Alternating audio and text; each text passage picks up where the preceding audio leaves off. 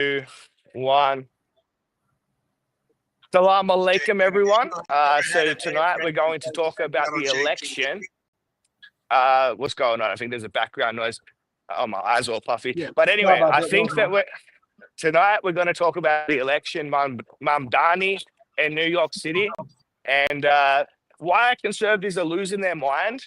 And what's the issue with conservatives? Because when you look at Trump, he is the dumbest president, objectively speaking. So out of the past 15 presidents, he is the lowest literacy rate in the entire world. So got distracted. But Jelani, go ahead. What are your thoughts? Yeah, so it was very interesting last night. It was almost, I would say, like a full circle moment, so to speak, from the election last year, or I would just say since January. So after the election last year, the whole talking, or well, all the talking points on the right, was the Democrats are done, the Democrats are finished, they'll never rebound.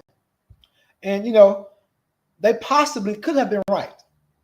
I would give it to them. At that particular time, it would be hard to see the forest for the trees.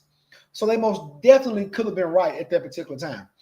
Only thing is that since then, the Republicans have had, like, man, when I tell you they've had a PR nightmare, like literally since January, they've had a PR nightmare.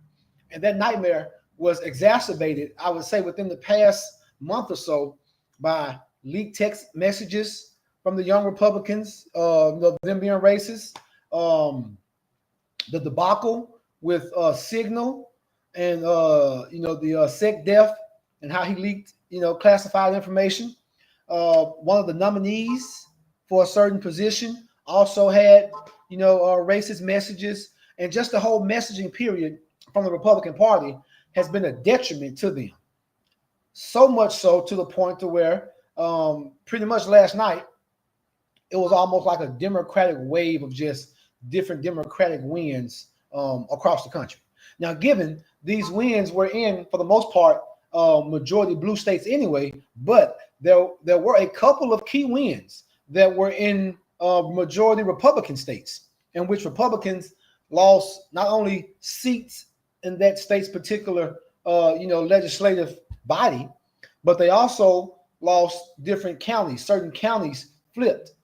Counties that were traditionally Republican and red flipped to Democrat for this particular election cycle. And so not only is the left or Democrats claiming victory, but even the right themselves, even Republicans and conservatives themselves, have called this a pretty significant loss, or as Thomas Massey put it, a shellacking. So it's been, as a person who sits in the middle, of the of politics, and who was removed from the political plantation of the Democrats and the Republicans, it is most definitely glorious to see either side get their just due. So when Trump won, it was very entertaining and exciting to see the left flip out and liberals flip out and chimp out. And now, rightfully so, that the pendulum has swung the other way, it's just as satisfying seeing the right chimp out, over these particular wins. But it's most definitely self-inflicted. What I would like to play is some Nick Fuentes clips, because the gropers are taking this as a win. They're taking this as something that they help bring about, because it's America first for them. Anything less than that is a loss. So I'm gonna just play a quick clip here of Nick gloating after the win last night. So let's see. Here we go. Just a moment. In 2020, it's a long primary season, and groypers have been chomping at the fucking bit to get involved, and they're everywhere. They have been chomping at the bit. What can I do? I want to get involved. In 2028, it's going to be a long primary season, because we'll be there at every stop with homemade signs, and people drive out. People will go where they are summoned, and we will get the message out, and we will play hardball. And we'll make everybody know it's going to be a referendum on Israel first and America first. And if we win, we win. And if they lose, we win.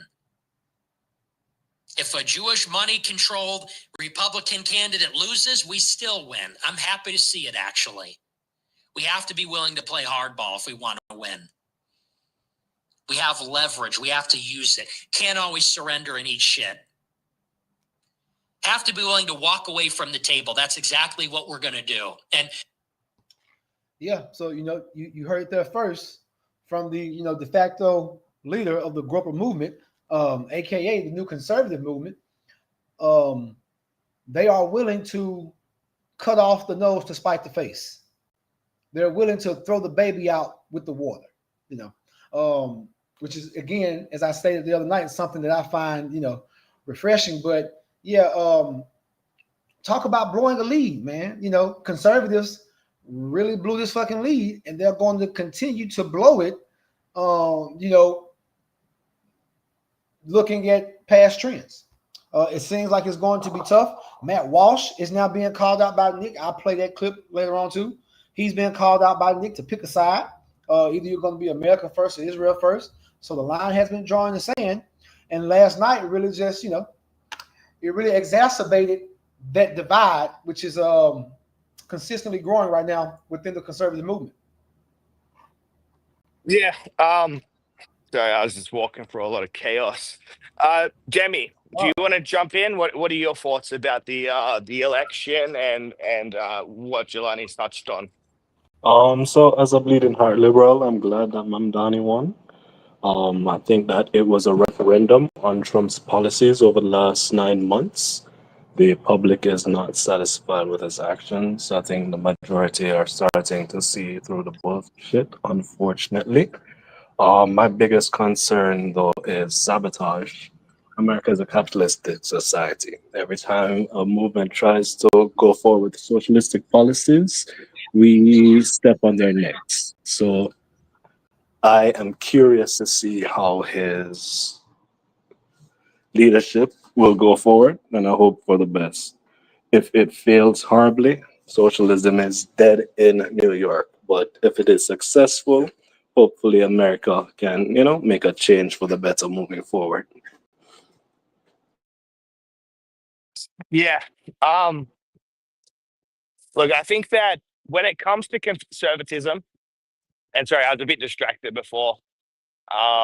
There's so many sounds and in the back streets of this country. You got like 10 people on a scooter. You got some motherfucker like cooking up a rooster on a barbecue on the side of the road. The kids playing soccer. It's a sensory overload. So The beauty of the global south, right? You feel the life, the vibrance in there. it's a nice night though. I think it's a full moon maybe. But yeah, I mean, when it comes to what I was saying before, is that Trump has appealed. Trump's not a dumb person, all right? Trump plays a dumb person to appeal to his dumb base. And so if you look at the previous 15 presidents, Trump has the lowest reading level. The way that he speaks is of the lowest literacy rate out of the past 15 presidents. He speaks at a 4th grade reading level. That's Trump. And anyone with half a brain that listens to Trump speak understands that. That's why he's good for news cycles. He's good for memes. He's good for these 30-second clips. But if you listen to Trump speak for more than a couple minutes, you get a brain aneurysm because he goes around in circles. He says the same 10 words, just structured differently in the sentence. That's Trump. Complete moron. And his base is moronic. And the problem is with Trump's base, and I don't blame them for being morons. They're disenfranchised. They're a product of their environment. Trump's fan base, especially the white Republicans, the white MAGA country, these people live in flyover states. They live in the Rust Belt of America. They live where the industries have left. They live where there's opioid addictions and a lot of societal problems. They live where there's unemployment. They live where there's generational poverty. But what Trump has done with his racist dog whistles, that he's appealed to the kind of racist sentiment that a lot of Americans have. And that's how he won the first election. He started talking about the Mexicans.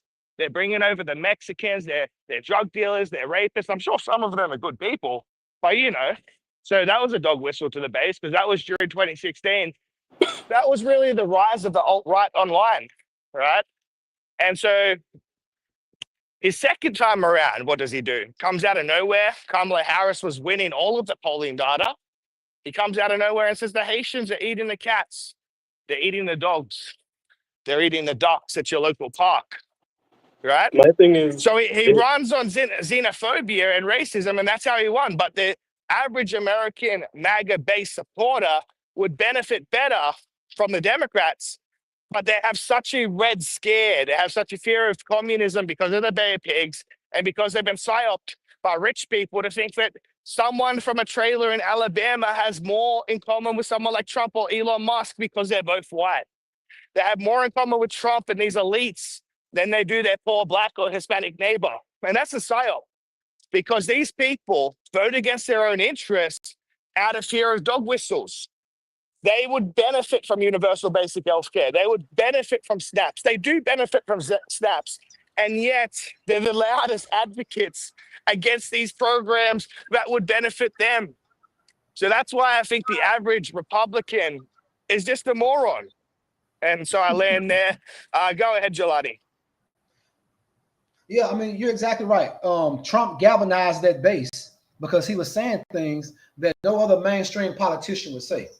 And those things were, epithets and sayings, and it was the overall attitude of how the base part of the Republican Party felt. And a lot of those people are xenophobic. A lot of those people, do hold racist views. That's just a fact of the matter. And that's exactly what he dog whistled and he spoke to. And that's what, woke up that alt-right beast, because they had something to gravitate to. For the first time, they had a national person or a national politician on a national stage saying things that resonated with them, that were just beyond the regular conservative talking points. When he said what he said about Mexicans, man, he woke up a sleeping giant, the 4chan giant. And honestly, we're seeing history repeat itself again with Nick. Nick Fuentes is doing the exact same thing now. Because, of course, he was born of that. You can directly correlate Nick's rise with Trump's rise because, they kind of went hand in hand. So now that Nick has this following built up of, almost a decade now, and public sentiment has shifted. I hear them talk a lot about the Overton window. They love talking about that fucking Overton window. But public sentiment, well, I wouldn't say public sentiment, but at least conservative sentiment. Conservative sentiment has shifted to those far-right views for the most part, to those white identitarian views. And now it's gotten to the point to where he's amassed enough of a following, just like Trump did, to come and do the same thing that MAGA did to the establishment. Gorpers are now going to do that to MAGA. If I could play another quick video clip here of Nick again, gloating about the win. This is advanced. This is the next stage. Congratulations, guys. We have penetrated the outer wall. The outer wall has crumbled. As the Atlantic said, the firewall has crumbled. We have broken through the gates. Groyper legionaries have stormed the first wall. And now the pro-Israel side, the conservatives, have retreated behind the next layer, behind the second wall in their concentric circles, in their tiered city. We did it. We won the argument. We beat censorship. We beat cancel culture. Our ideas are mainstream. We won the debate. We won the hearts and minds of millions of young men, and they're everywhere. 30 to 40% of the White House are Groypers. You lost. Will Chamberlain, Shapiro, Mark Levin, you lost. You lost the conversation. We won. And now we're taking it to the next level. We graduated. Congratulations, everybody. We won, and we have now graduated to phase 2. Phase 1, I had to be the human battering ram and blow the door open with the flashbangs and everything. I had to entry so that everybody else can come in. I had to break the taboo. I had to break the cancel culture, the censorship. I had to break the spell that you could still be popular being called an anti-Semite, a bigot, a Nazi. And I had to do what I had to do to achieve that. We had to make the arguments, persuade everybody. We did that. We accomplished that. Now what? Now, Davinsky, is that not what I just said? Yeah, I mean, it, it's true. Debbie, what do you have to say? I think you're going to jump in before. It's interesting. So Trump, I want to say, he lowered the level of political discourse in this country. He blew so many dog whistles that actual dogs like Nick Fuentes came out. But again, I don't think that their message of hate is enough for a political movement to go forward. They need to hold on to something else. And what they're holding on to, what they're unifying their crowd on right now, more so than anything, is the hatred of Israel. So, again, it's interesting. It is interesting. I mean, he's right, though. They did a breakthrough. Their ideas are now mainstream. But I have to blame that on Elon Musk as well.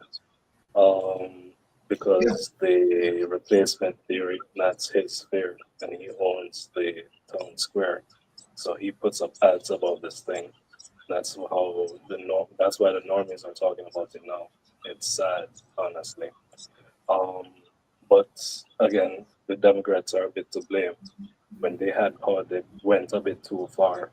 They were too narrow with their ideology. They didn't allow groups. They didn't allow spaces for people with like alternative ideas. That pushed a lot of people away. But again, with the growers, because I have a lot of white friends, and some of them, I've noticed that they've become a lot more conservative over the last 4 years during the pandemic. But You again, guys ever seen a big? Just sorry to interrupt, but have you ever seen a Bitcoin crypto shop? You can convert cash to Bitcoin and vice versa.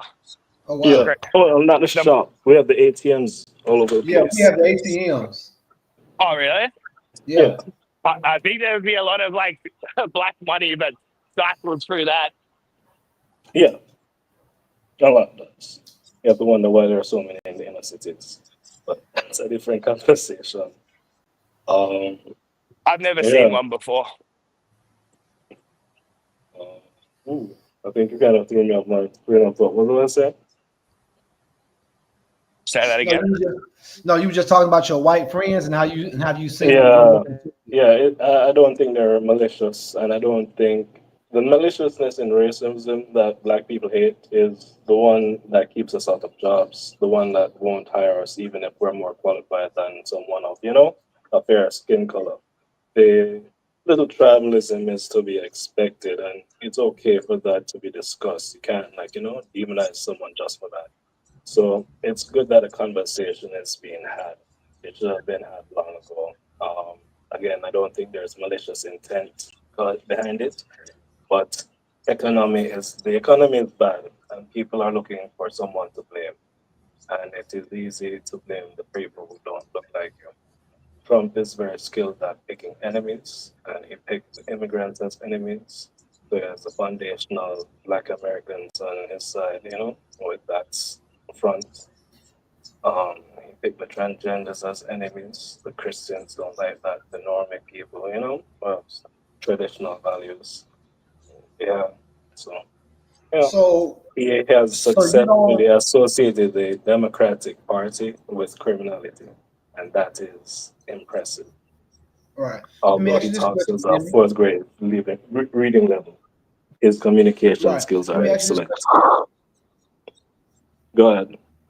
Demi, So you don't believe that the Gorpers are much of a threat to um I guess take over the conservative movement yet?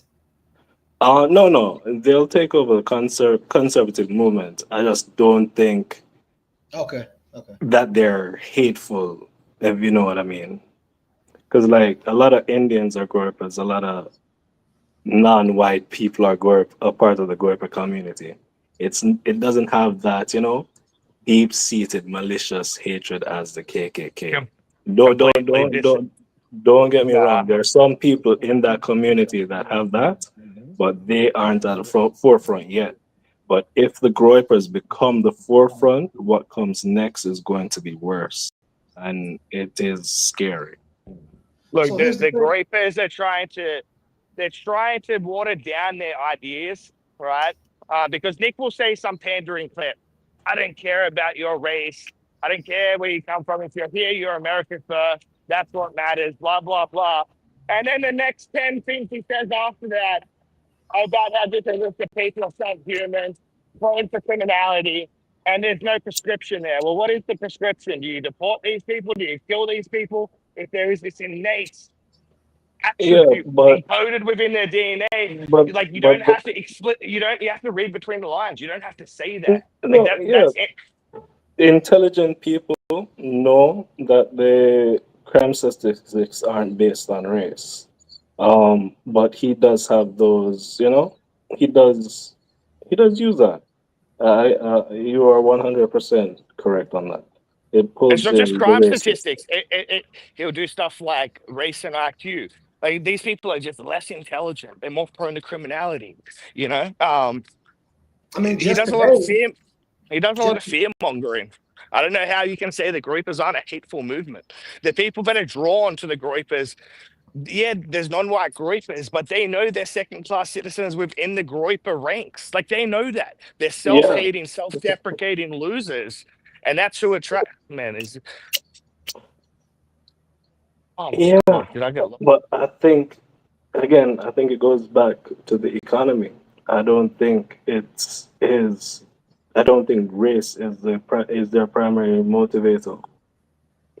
I It's mean, not their primary driver. well, no, because like it literally is because he says, like this is a white, you know, like movement, like this is a white identitarian movement, and of course he is inclusive to have nuns Yeah, no, I agree. But participate. I'm saying what's driving it, because these ideas have always existed. It's not new.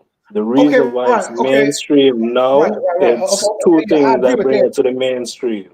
Donald Trump brought it to the mainstream by blowing all those dog whistles, Right.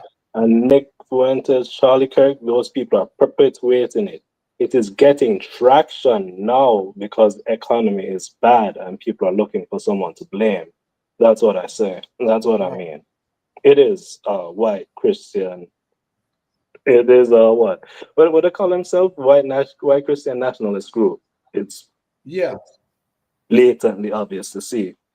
But people are running to that because they think that white Western society is the one that is the most lucrative, the most bountiful. But that is not the case. It exists because it can exploit wealth from the global south.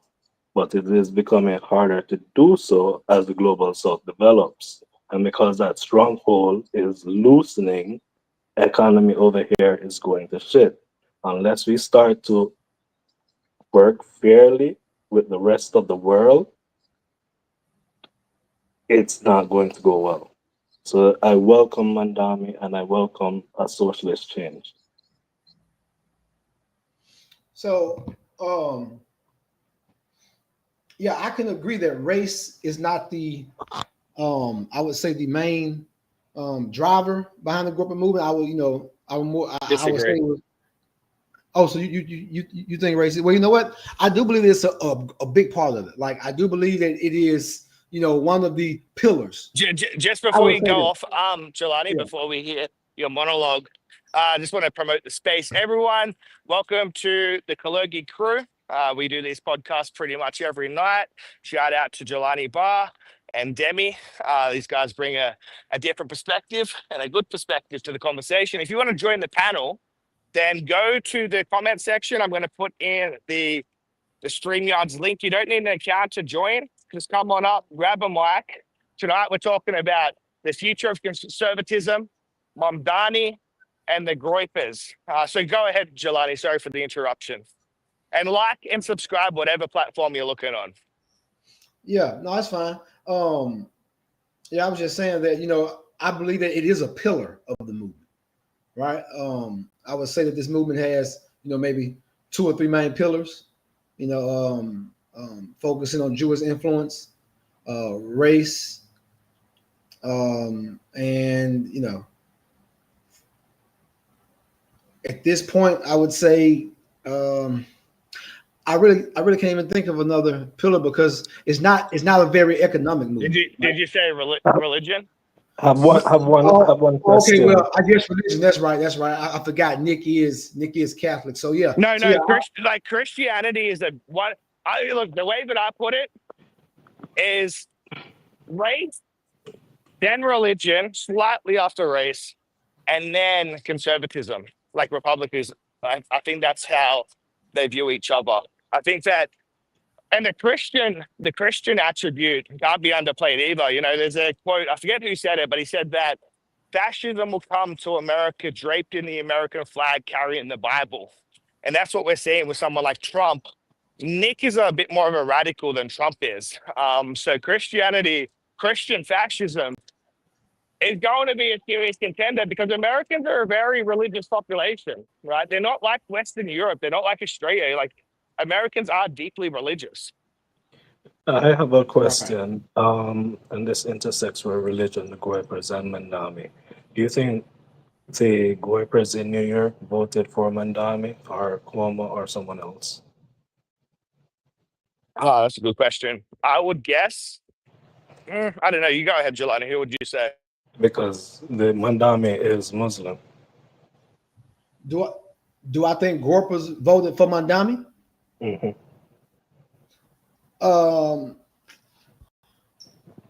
You know what? Let me see. So I did see I did see a Groyper at his party, and I heard that there were other Groypers at his celebration party when he won.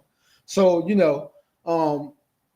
as contrary as they're trying to be now, it would not surprise me if they did do that just as a fuck you, to Republicans. Like, I would not be surprised if they did do that.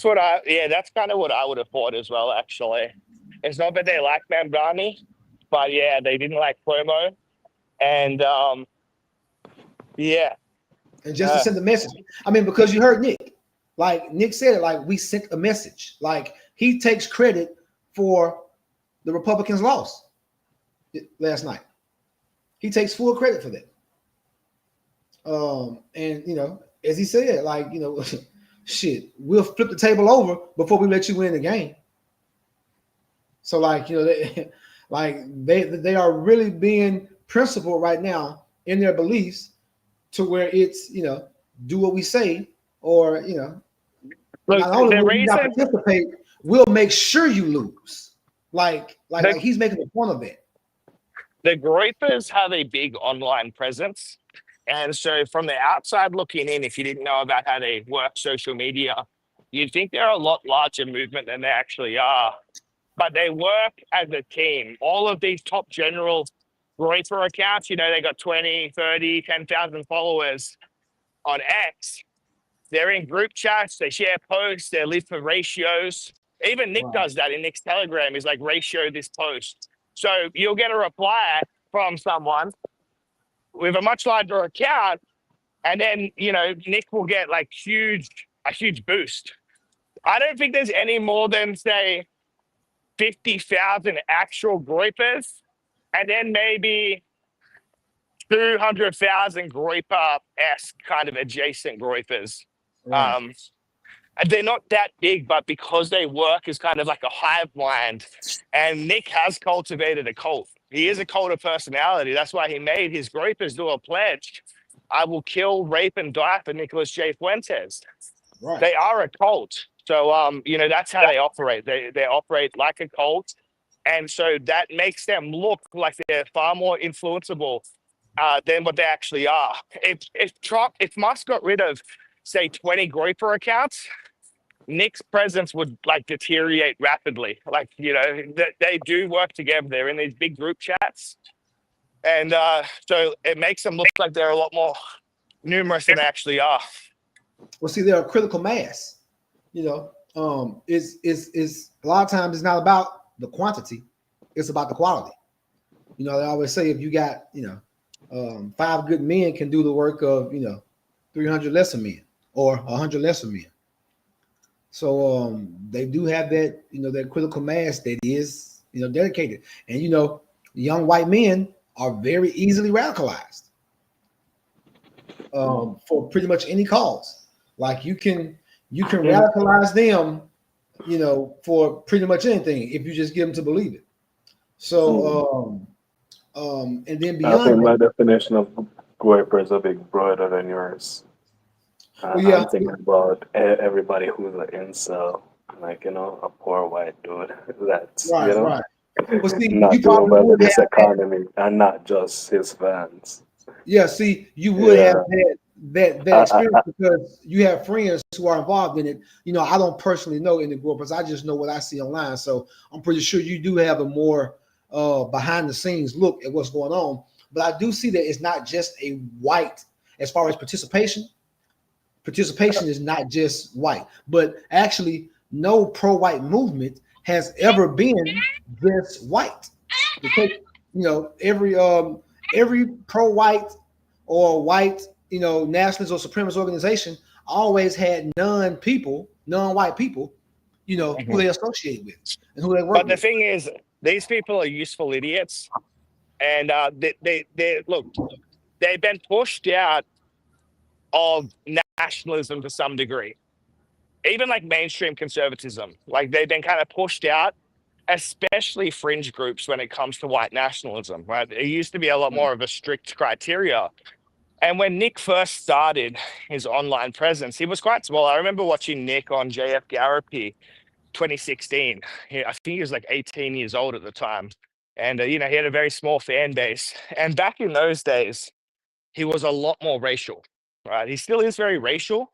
But so what he figured out is that, well, actually, in order for me to grip the most money and to cultivate an actual living doing this, I need to appeal to non-whites. I can't, because, what percentage of white Americans that are Zoomers, like around his age group, would watch his content, and how many of those people would have those radical views? So what he did was he expanded white nationalism to encapsulate religion, Catholicism, which brought in a lot of Hispanics. So that brought in a whole new fan base that now felt that they could participate in American nationalism and have an us versus them. So they couldn't fit into white nationalism. They couldn't do the us versus them, but because they want to be exclusionary, right? But so what's this done is it's like, okay, well, I'm Hispanic, but I'm Catholic. You're Indian, but you're Hindu. You're Arab, but you're Muslim. I'm more American than you. So it bolstered their group, and Nick being part Mexican also helped that phenomena. So I think that was the strategy behind it, is that their messaging has always been pro-white to some degree, and racial. But Nick realized in order for him to grip the most people, he had to expand it outwards to capture the emerging Hispanic base in America and people that. So that's what it is. Do you think that his audience would have grown so much if the economy was booming under Trump's policies? There you go. Say it again. Do you think his audience would have grown so much if the economy was booming under Trump's policies? Like if things were going well? I think so. Like I think it's a lot of it's not to do with disenfranchisement. A lot of it's to do with wanting to feel like you have a place to belong and having some kind of rights in America that other Americans don't have. So that's what I'm saying is a lot of these Hispanics would have loved to have been white nationalists, but obviously they're not white. So Nick expanded and says, well, it's not really about whiteness, but whiteness is a key factor, but it's also Catholicism. And so that brings in millions, tens of millions of Mexican Americans that he can appeal Yeah. to. So there's still like the same kind of us versus them American nationalists, but now it's included a new group of people that just want to go even harder because these people have only really had an exclusionary form of nationalism in America with Nick Fuentes, you know? So they're loving that shit. Interesting. And then see, he wouldn't, you know, like even if he was strictly hard line, like no non-white period, there would still be non-white people, black, Mexican, Asian, who would still flock to him. I mean, even if he said it himself that he had no leeway for nothing, if he had no tolerance, there would literally be non-white people begging him for tolerance, proving themselves of how much they can hate, or of how much, you know, they are loyal to him. So like it's, you know, it's a wild thing. Was that shooter ever confirmed to be a Gorpo? I'll stop following up on the case. Who? The assassin. Oh no. I mean, it hadn't been officially confirmed. However, though, given current events and what we're seeing happen in real time, you know, I am of the presumption that he most definitely was a Gorpo. I am of the presumption that the Gorpers took him out so that Nick could take his place. I mean, They wouldn't be the first person that was a grouper that threatened violence with Charlie Kirk. Look up Latino Zuma. He was a top grouper. yeah. He's in prison now because he threatened to do harm at a Charlie Kirk conference. He's in prison for like 4 or 5 years. Yeah. Oh, wow. See, I didn't know that. And there was another black incel this year that shot up a school. He was grouper adjacent too. He had a lot of writings in his manifesto about Nick Fuentes. So he is radicalized in a very dangerous group of men that do have a large incel component. And Nick, being a homosexual, he is cultivating that audience because he's basically saying what they want to hear. Because, you know, a lot of these incels that either can't get women or they're closeted homosexuals, just like Nick. So he's also got a lot of anti-female rhetoric in his speeches and in his audience. Yeah. And He's I very say feminine. it goes back to the economy. When times are good, you have money in your pocket, you can get women, you feel confident, everything is nice, you know? You're I happy. But when times are bad, you're not happy. You lean into these horrific things. I think the pandemic really did a number on us that we I don't did. think is the economy really that bad though? Well, see, here's the thing. Yeah, Like, after the pandemic, well, listen. like So it after makes the a difference. It I'm makes sorry. a difference. Well, hold on, listen.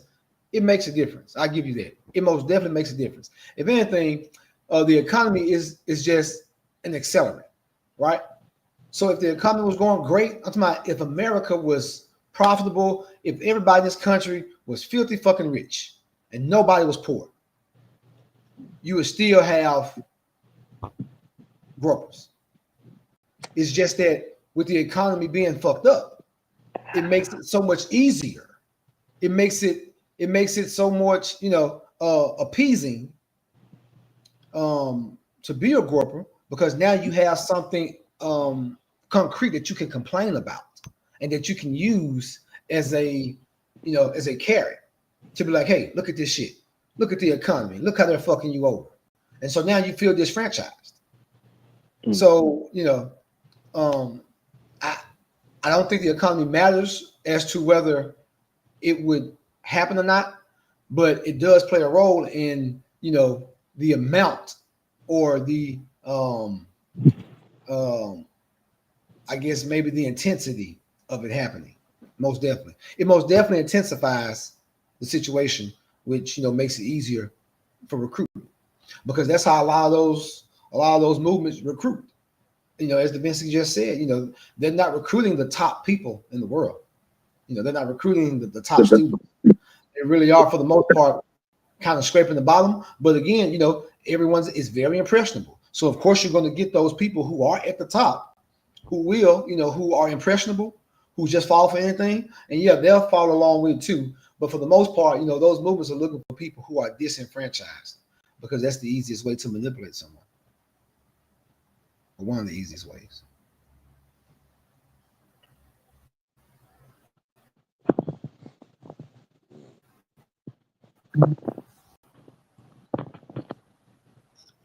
What do you think, Demi? I mean, what you think it's all the economy? I don't think it's all the economy. It's more than that. Um, I'm thinking about when, like, my friends, started to move more towards Trump, the key issues that were driving them in that direction. So, was the migrants, that move that the Republicans did when they shipped all of the migrants to blue cities. That was a genius move. The blue cities weren't capable of accommodating the migrants at that time. And because of that, the influx, it really shifted the hearts of a lot of people, especially in New York. It got really, really bad at one point. Even my dad, a fellow immigrant say, yeah, man, it's too much of them. Like, people are there barefoot in the NYC, and that video of the migrants, fighting the cops, it was really hectic under Joe Biden. And it's sad though, because he wanted to implement stronger border policies, but they didn't allow it to go through in Congress.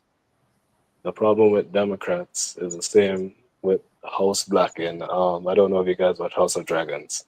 When they have the power, they refuse to use it. Right. So it's a shame. But yeah, so the migrant thing, that was a big issue. The economy was really bad after COVID. And then even though we did better than the rest of the world during the recovery, we were still going through a recovery. And I placed a lot of that on the Democrats as well. And this goes back to communication. Even though Trump speaks as a fourth grade leveler, the messaging from the Democratic Party was not sufficient to reach the majority of Americans. If they Right. actually told them what they were doing, we wouldn't have gotten a Trump 2024. So that was immigration, economy. The next point was loneliness, epidemic among young men. Like, I don't know what happened. Well, it goes back, it ties in with COVID as well. People were stuck at home. There weren't a lot of interactions. A lot of kids grew up, for 2 years without face-to-face interactions with other people. Created a lot of social anxiety as well. Um, and then the transgenderism thing for people with normal traditional values, that was going a bit far. And there was a spike in transition surgeries under the Democrats.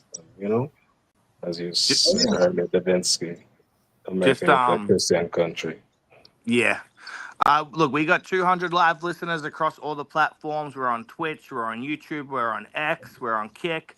We're out there, 200 live listeners. If you want to come on up, especially if you're a grouper, I'm going to send the StreamYard's link. You don't need an account. You can be anonymous. You can have your camera turned off. Just don't say any slurs.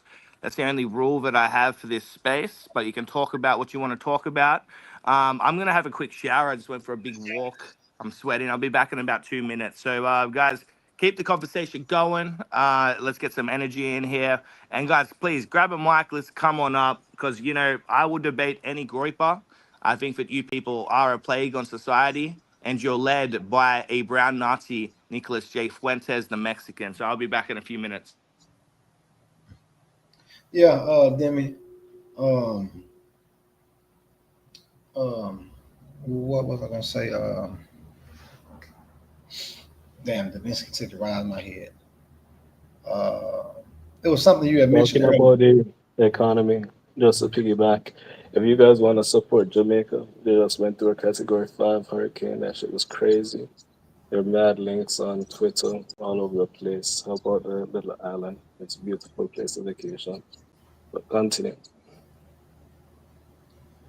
Well, yeah. So I was thinking, what Nick them is doing, and I brought it up once before. I don't know if you ever heard of a lady out of Mississippi called Fannie Lou Hamer. Um, Repeat? I said there was a lady back in the '60s named Fannie Lou Hamer, Okay. and she basically pulled a coup d'état on the Democratic Party back then. It was an all white party at the time, and she was trying to get more Black Americans into the delegation. And so what they did, they formed their own party within the party and went to the convention and tried to replace the delegation, tried to get the votes to beat out the delegation that was there. Well, it was a whole rigmarole with it. She went to Congress. She spoke before Congress, but basically it was the same tactic. What they did was they held. They came together and they said, you know what, we're not going to allow you guys to be seated as the delegates, because those are the people who choose the candidate to be picked for president. So the group of them went to the convention and said, we're going to take over this convention, the right way, of course. It wasn't anything illegal, but they went in numbers to sway the vote so that their people could be seated as the delegates, and then they could be the ones to pick and choose who the candidate from the party, who will represent the party. And this is very reminiscent of that. What they're doing here, and it's actually a great tactic, and a tactic in which I wish Black Americans would use on the Democratic Party, especially looking at this election last night. Black Americans voted with the Democratic Party, at a 90% clip, pretty much in all these elections. Most definitely, at an 85% clip. And for Black Americans to be so loyal to the Democratic Party, more loyal than any other race, and for Black Americans not to have absolutely pretty much anything they ask for from the Democratic Party, specifically things like reparations, is a travesty. It's a complete travesty. And I feel like that someone or people in the Democratic Party should, actually take notice of what Nick is doing. So that's one thing. Why the FBA is a group just like that? They should be on the Democratic side. I don't know why they're on the Republican side. If the FBAs were on the Democratic side, y'all would be getting reparations. You know that California is one of the only states with an actual legislative bill for reparations based on like y'all lineage going forward. Like I don't get it. Yeah. Like that energy needs to be pushed in the Democrats, but they're siding with the right wing, and I don't understand that concept. So it's all that party loyalty, man. We Americans are so propagated when it comes to being loyal to a party that we don't even think about the common sense of it. And like you're exactly right. That particular sect should be bogarting. I'm talking about completely deboing the Democratic Party. FBAs in every city and every town in America should be going to their town hall meetings in masses and numbers and saying, this is what we're going to do. This is what we want to do. And especially starting off in different like voter leagues and choosing the the Democratic representatives for your local party, for your county party, your Democratic representatives, and all of these different administrative roles, because again, those are the roles that help choose the people who are going to be in actual politics.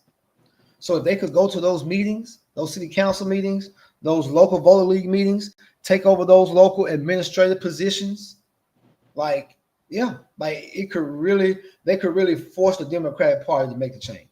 And just looking at those past election results, like, it's like when I tell you it's a travesty, it's an absolute travesty. Like, they literally need to take this party fucking hostage. With that much loyalty, no other race votes with no other party more than Black Americans vote with the Democratic Party. And for them and for us to work for them more than they work for us is, like, that's not really a symbiotic relationship.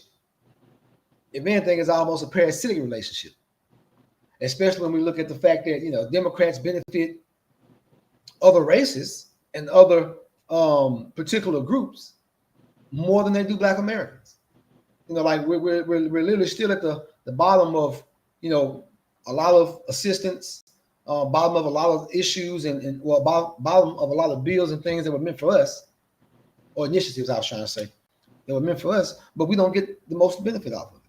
We get used as the poster child to get the initiative passed or to get the bill passed, but then once that's done, as far as from an economic standpoint, we're at the bottom of the list of pretty much anything that was supposedly, for Black Americans. And a lot of that blame goes to, the Democratic Party because, well, a lot of it goes to Black Americans too, because of the loyalty that we constantly give them without getting anything in return. But, it goes on the Democratic Party too, for them knowing that they have this loyalty and then still not delivering on it when it comes to things of substance like reparations. How could you play around and play in the face of people who are so loyal to you and who vote so loyal to you? Like, it's wild. But yeah, they most definitely need to pull a Nick Fuentes on the Democratic Party. It's time.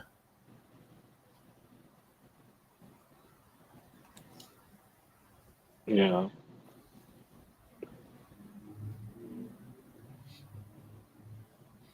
It's like they just, I don't know. I really can't explain the infatuation that they have with, conservatives or Republicans. And it's not a lot, but that particular sect of FBA, yeah, it's a conundrum. But again, it just goes to show how strong the finesse is in America and how much we are so propagated to be party first before we're anything else. Go ahead, then.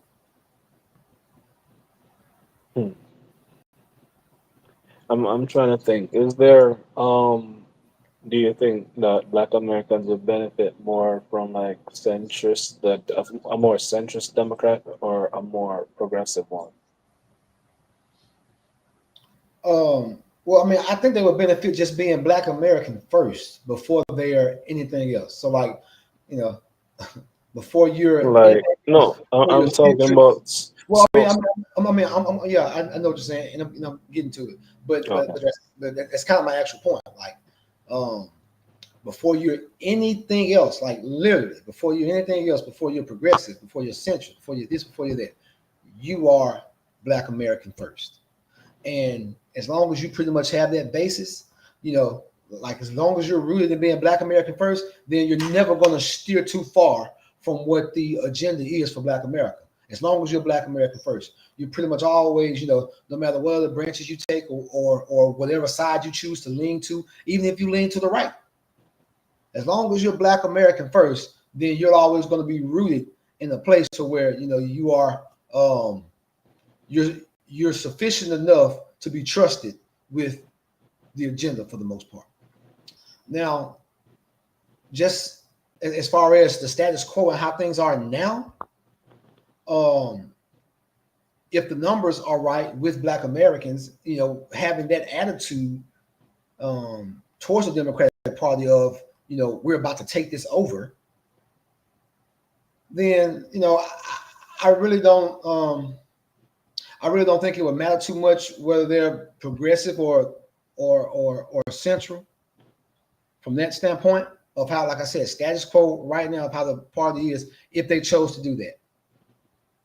I really don't think whether they were, more centrist or progressive would kind of make a difference, because if Black Americans were to do something like that, then, the ask would be reparations. There would be the line in the sand. There would be the demand from the Democratic Party, in which we hold the Democratic Party hostage for. Like, yes, reparations. So, again, there are people for reparations all across the political spectrum.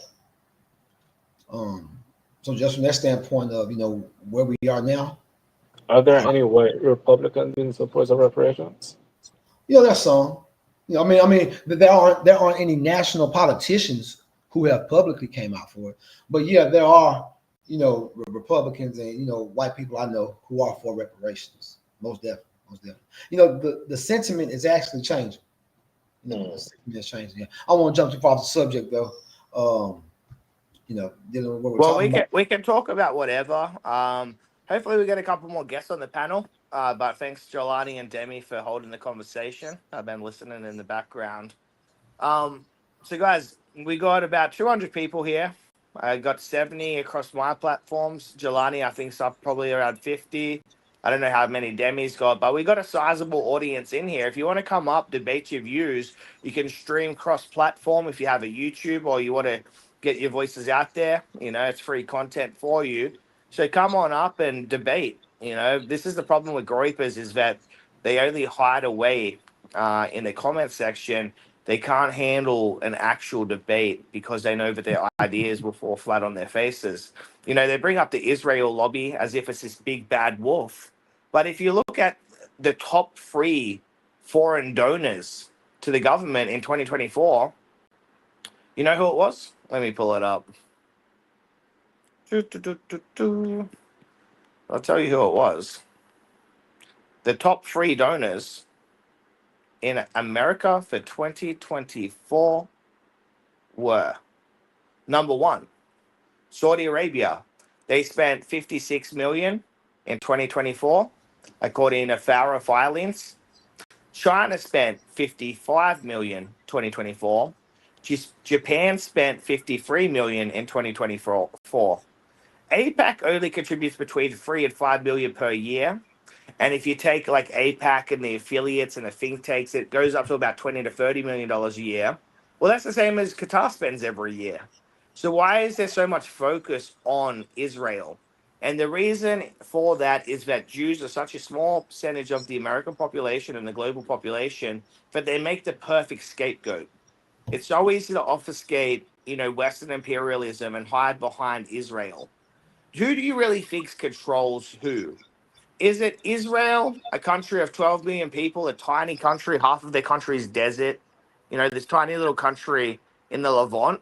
Is it really Israel that controls America? Or is it America, the largest superpower the earth has ever known, with 350 million people, that controls Israel?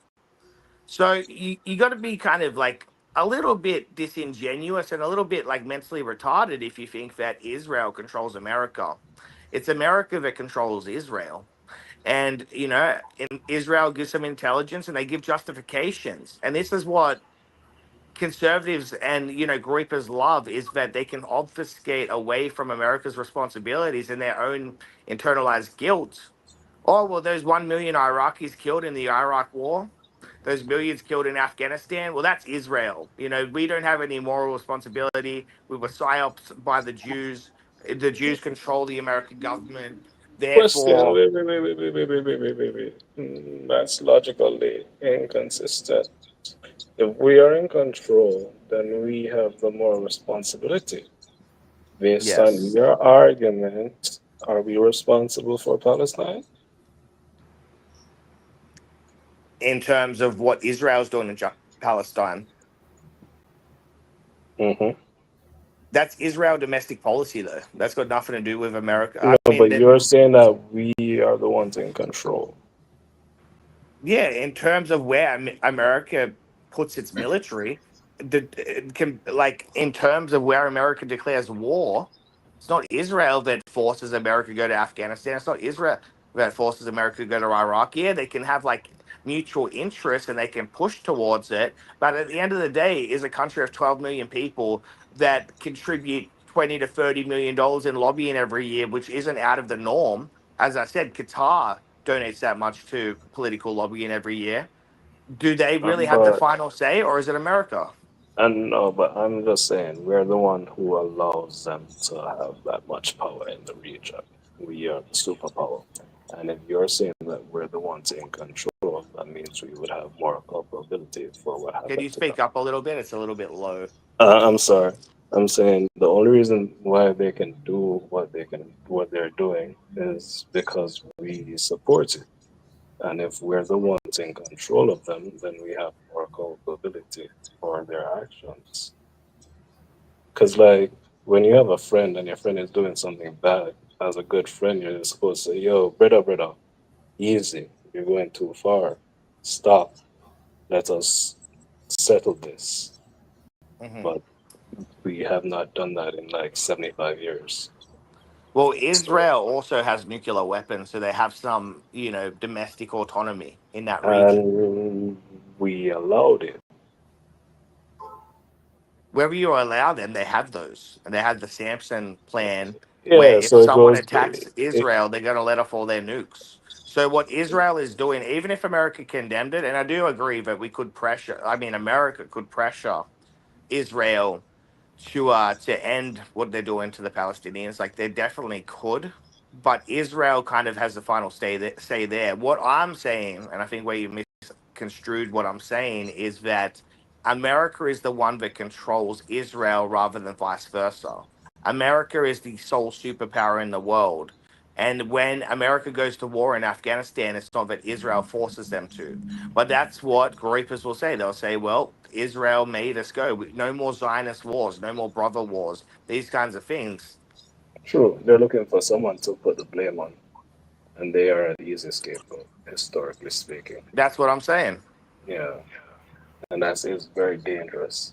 And I'm sad that Kanye made that But they're song. the perfect scapegoat because they're white enough that minorities can hate them, but they delineate enough from white people and white people delineate enough from them, but they're this separate entity where you can say, well, it's not white Americans that are doing this, it's Jewish occupied forces that are doing this, what they call zog, Zionist occupied government. Dr. Urban, would you agree with that? I saw th- who's that, Dr. Haffa, the Saudi guy that you impersonated one time?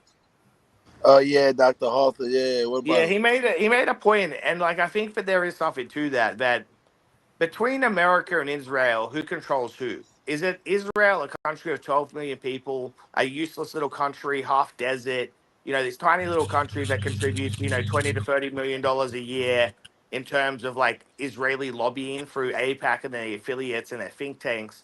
Or is it America, an economy in the trillions?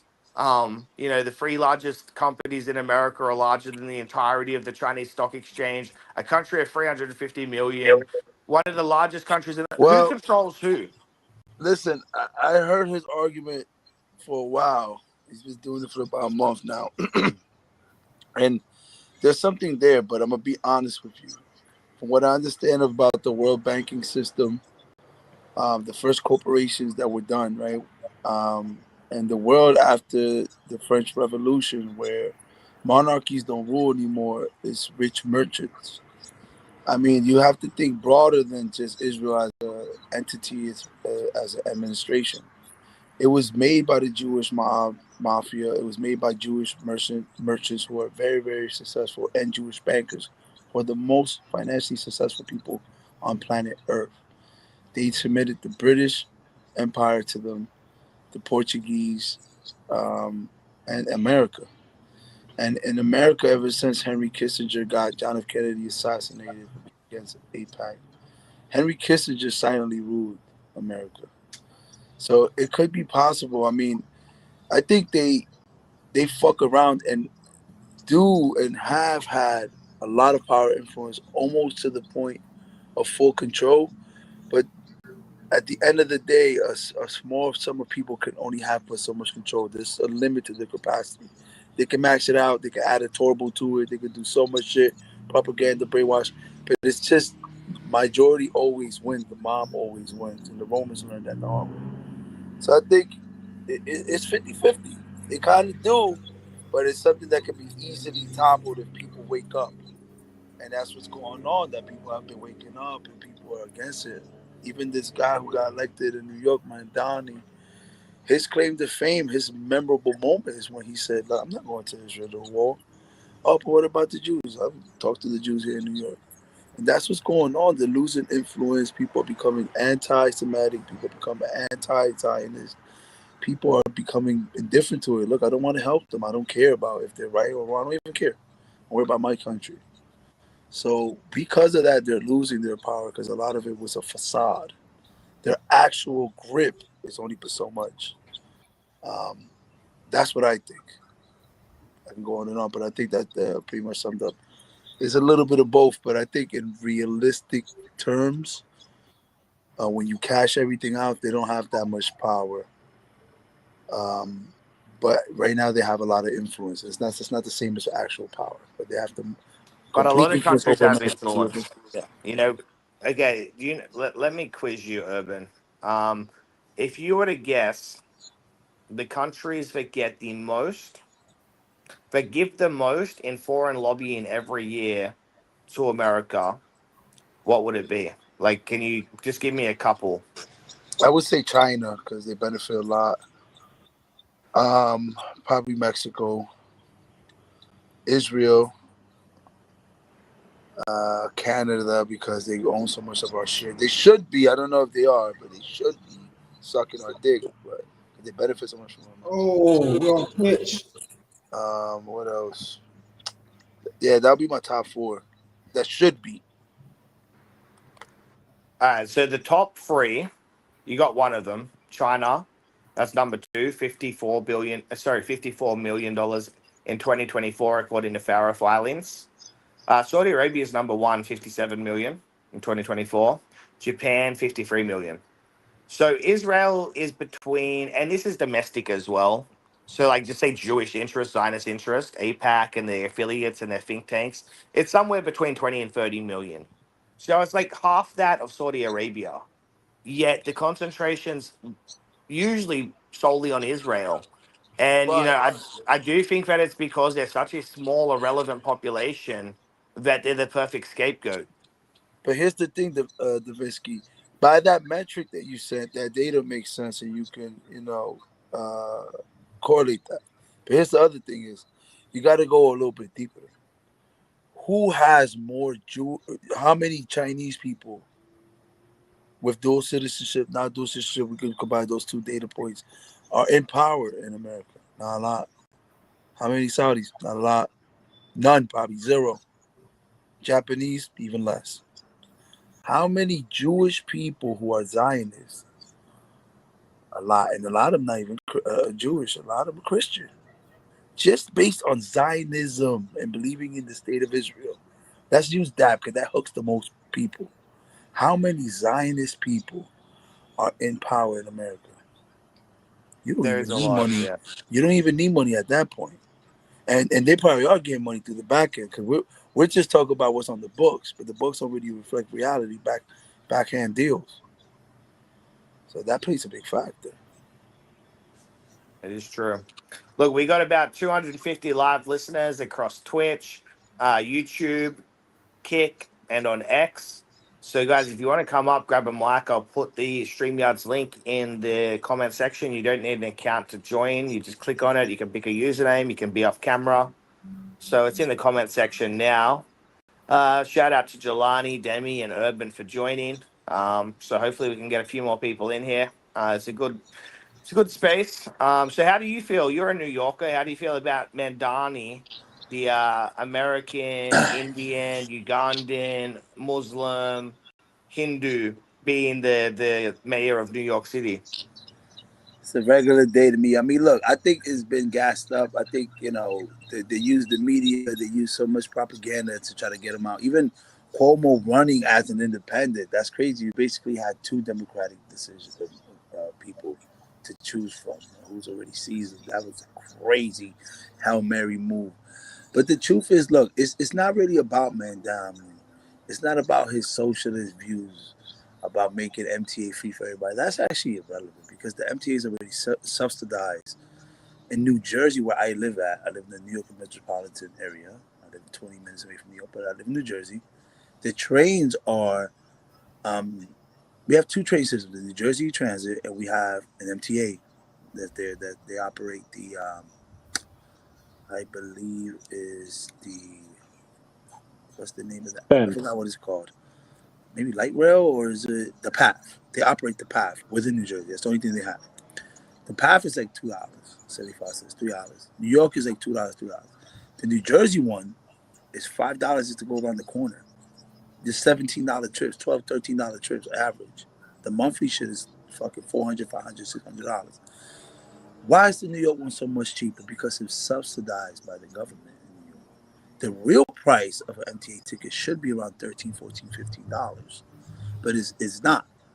So he's not really doing anything radical. He's putting the whole bandit on. He's like, look, we're already paying for 89% of it. Just make it free so we can just facilitate more trade. Da, da, da. Do I agree with that? No, I hate subsidization, so I don't like that. But I don't think it's as serious as people think. One. Two, him being Muslim doesn't even matter. He doesn't practice Islam like that. He's not preaching Sharia law or nothing like that. He's using it to get more voters. Look, there's 1 million Muslims in New York, right? 1 million. That's significant. They don't have a bad rap as much as you think, believe it, even post 9/11. That 9/11 shit matters in like Wisconsin. They hate the Muslims from New York. In New York, everyone likes Muslims. There's regular people. He also has the Indians. There's a lot of Indians. The Indians in America, they work together because they have way more in common than they have not in common. The Indian, Muslim, Pakistani, they get more along here than they do out there. So they ride for each other. So you had the Indian vote, the Sikhs. They're already a neutral party too. They like both. They're like Hinduism and Islam combined. Then you got all the Guyanese people who are Indian descent. The Muslims and the Hindus, they fucking up together in Guyana, Trinidad. So it's a lot, bro. He probably had guaranteed 2 million people. Then he's talking about free shit. You know, the Puerto Ricans, the Dominicans, the blacks are jumping on that. We love free shit. That's already like 4 million people. Then you got the fact that he was able to say, no, I care about New York. I'm not going to Israel. I'm talking to Jews here in New York. That's real. That's practical. That's honorable. That's what he wants. Other people, compare that to how the other people answered, and they was just sucking Israelis' dick. And it completely turns all constituents off right now. This guy had that shit in the fucking landslide. Then lastly, what sealed the deal is when Trump handed him the fucking election. He's talking about free shit. He's talking about helping the poor people. And this guy fucking shuts down the fucking SNAP benefits, the food stamps. Yeah. That's like food shopping while you're hungry. Bro, those people were without any food stamps. They ran to the fucking election office. Yeah. If you got food stamps, you had to use an ID to get it. Because these people they're ready to go vote. They went in the landslide, bro. He went over there. They voted that same day. The food stamps didn't come in. So that was the stupidest shit I've seen done. You handed him that shit. And is he going to be a good mayor? Probably. He's young. He's got different ideas. He's going to take different chances. He's going to make different type of mistakes. But that's what we need because we live in a different world. We don't live in 1956 no more. These people, you saw them old motherfuckers that were there. Who the fuck didn't have gray hair in their butt? We need something different, man. We live in the post-internet. Everybody's got computers in their pocket, internet, data, information age. We got to move on. Do you think the Gropers voted for Mamdani too? I'm sorry, what? Do you think the Gropers voted for Mamdani too? The Gropers don't live in New York. There's no Gropers in New York. No Gropers in New York. They're in PA. They had some. There was some Gropers. There was some Gropers at the celebration party after he won. They might have been happy because look at the very end, and I saw a video on YouTube. Oh, I mean, they're most definitely happy. But he was just asking, The Gropers, you could get some Gropers in there because the guy's not working for Israel. You know that. So just offer you right now. This everyone's so pro-Israel and worried about all that bullshit. And people just want somebody who's not that. And that's why a lot of the reason why Trump is in office, because he's supposed to be like that. We haven't seen that been executed yet, but it looks like he's doing a lot of slidery shit. Yeah, they just don't want that.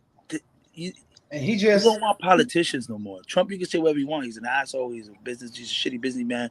He's a dirty businessman, but he's not a dirty politician. But Trump just came out be a young motherfucker with no fucking experience, but he's not a fucking politician. All right. And that's what we want. We don't want politicians, so that's what we're putting on. All right, listen. Hey, look, check this out. Trump came out today and doubled down on Israel, on support of Israel. He doubled down on it in his press conference today. I'm trying to find a video. He said, "We are unequivocally pro-Israel, always a friend to Israel." Let me see if I can find it. I'll find it right quick. Yeah, but my whole point, even if he's switching faces, he ran on that partly, and it helped him. So that's what's getting people elected. Yeah. If he's not gonna get a re-election because this is his last term, so it doesn't fucking matter that he lied to us. It's my play. But anybody who wants to get elected now, you got to be America first, and this is beyond. This is on both sides. The left and the right are going to merge together. There's going to be beliefs. People are conceding to each other. People are talking, debating each other, and the debate me bro culture that we have now.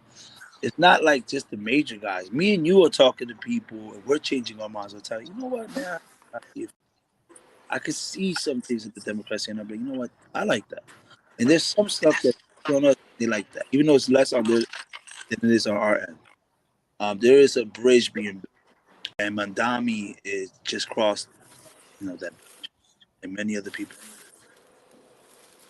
So you know how like Trump was a polar reaction to Obama. Do you think Mamdani is like a polar reaction to Trump? Yeah, he Yeah, is. That's exactly what he is. As a matter of fact, he's even using Trump's tactics. Again, he's saying what the base of the Democrats is actually saying. He's all the way pro-immigrant, like unapologetically, like completely, just like Trump was unapologetically saying the things that his base was saying. So yeah, like that particular, sector of the Democratic base, especially in New York,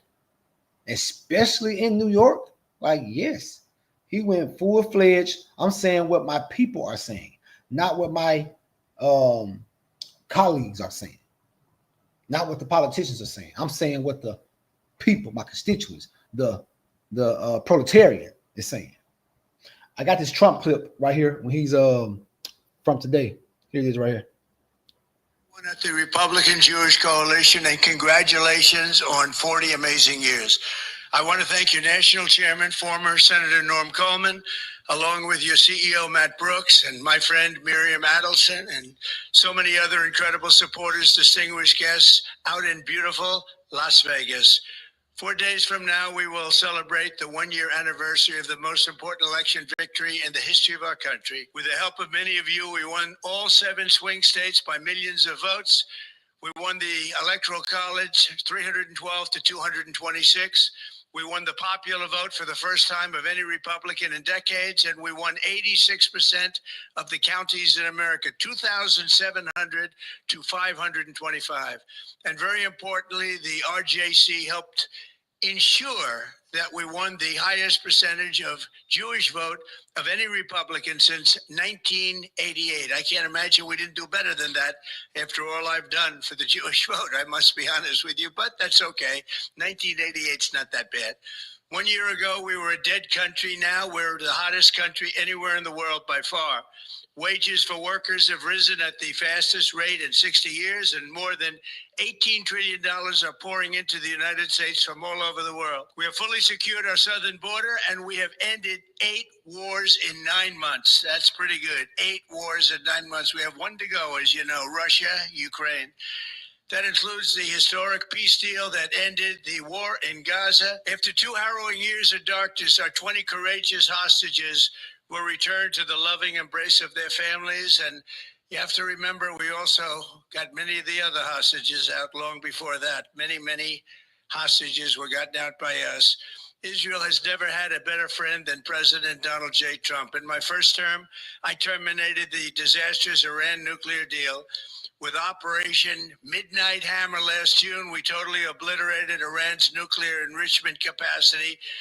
And we didn't even get them by surprise. They expected it, and they got obliterated. After years of broken promises by many other American presidents, I kept my promise, officially recognized the capital of Israel, and moved the American embassy to Jerusalem. I also recognized Israeli sovereignty over The Golan Heights. Who would have done that? Nobody even thought I was going to think about it. Nobody else thought about it for 70 years, but I did it. I withdrew the United States from the anti-American, anti-Israel UN Human Rights Council and terminated funding for the extremely corrupt United Nations Relief and Works Agency, a totally corrupt operation. We're also defending our Jewish citizens here in America. Just as I promised, we're deporting the foreign jihadist sympathizers and Hamas supporters from our country, and it's happening very quickly.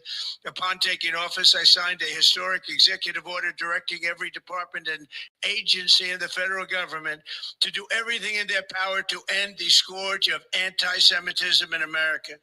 My administration has filed historic civil rights lawsuits and cut off funding to colleges and universities that refuse to defend their Jewish students from vile acts of anti-Semitism. And we have secured some of the largest discrimination settlements in modern times. There's been nothing like it. In just 9 months, we have done more to protect Jewish Americans than any administration in history by far, and we're just getting started. We are going to continue to help. Together, we will make America stronger, safer, richer, prouder, and greater than ever before. I want to thank you once again to everyone at the Republican Jewish Coalition. God bless America. I'm with you all the way. There you have it. There you have it. That was very coherent for Donald Trump. Well, he was reading off a teleprompter. Couldn't you tell? Could you not tell when he was reading the teleprompter and when he got off script? I only listen to him through clips, bro. Okay. Okay. Well, yeah. So like he was reading off of a teleprompter then, but you could tell at the time in which he got off script. Did you hear the part where he said something about it was one of the statistics that he read, and then he was like, "Oh wow, I thought I would have got more than that." Did you hear him say that? About how many of them voted for him in the first election, the second one. I think so. Yeah. I think so. He said, Mm. yeah. I thought more would have voted for me considering all I've done for them. See, so that was him getting off script, ad-libbing right there. But yeah, Yeah. most of it was him reading off a teleprompter. But I yeah, wish they had focused the amount of anti-Semitism hate on anti-racism. Yeah, I would have had whole full speech. healthcare by now. Yeah, that whole speech was about the Jewish people. So that speech has most definitely incensed Nick and the Groypers. But at the same time, the rise in anti-Semitism has been sharp over the past, couple of years. And it was like Yeah. incident. Well, I mean, like I always say, I don't believe you can be anti-Semitic to European people. I believe Israel, in and of itself, is anti-Semitic, like literally, because those are European people, at least for the most part, living in Israel. So, but yeah, the amount of attention that they get, this is one of the founding pillars of the Groypers movement. Is this exact thing right here? What's happening right now? Exactly what Trump did.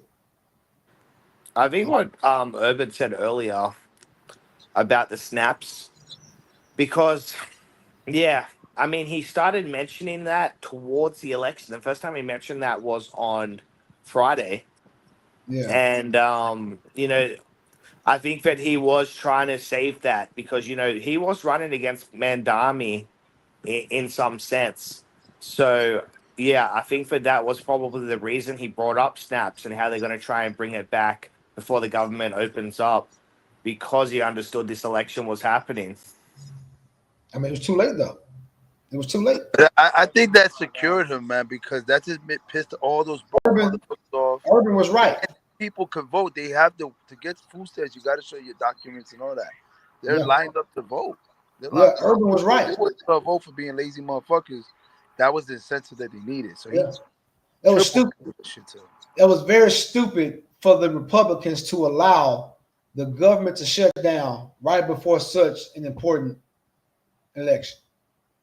But I guess I think it was hubris It had to be humorous because like nothing. I can't make common sense of it when looking at it from just like from the totality of the picture. We have an election coming up. Only hubris would make you believe that you can pivot or that you can assign this government shutdown to Democrats only when you all have a majority and the presidency.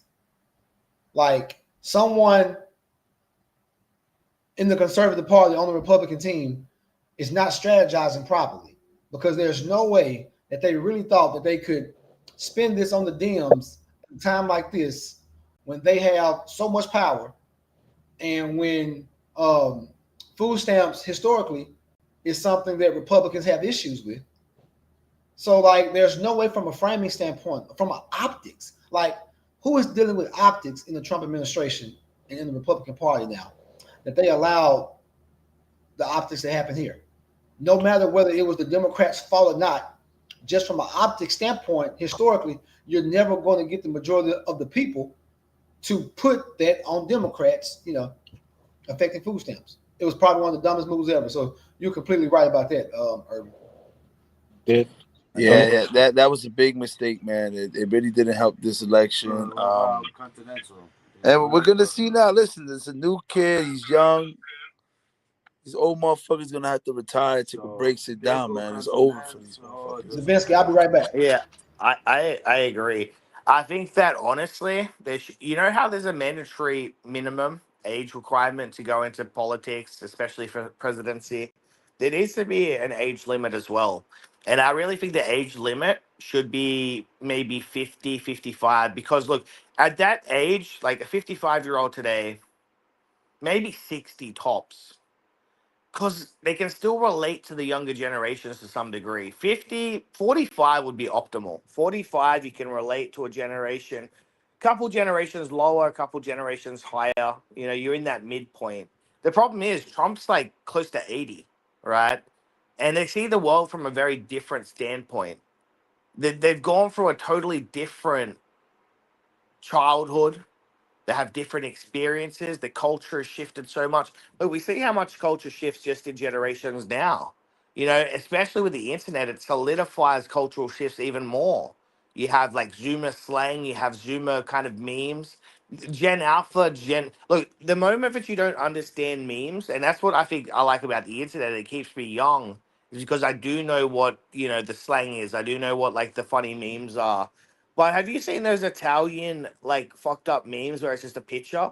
Like it's so cryptic, I don't understand it. And like once you don't understand memes, like you're past that point where you can't relate to young people. Can you imagine Trump? Like Trump wouldn't understand a groyper. Like we can still understand groypers because we're within that age range.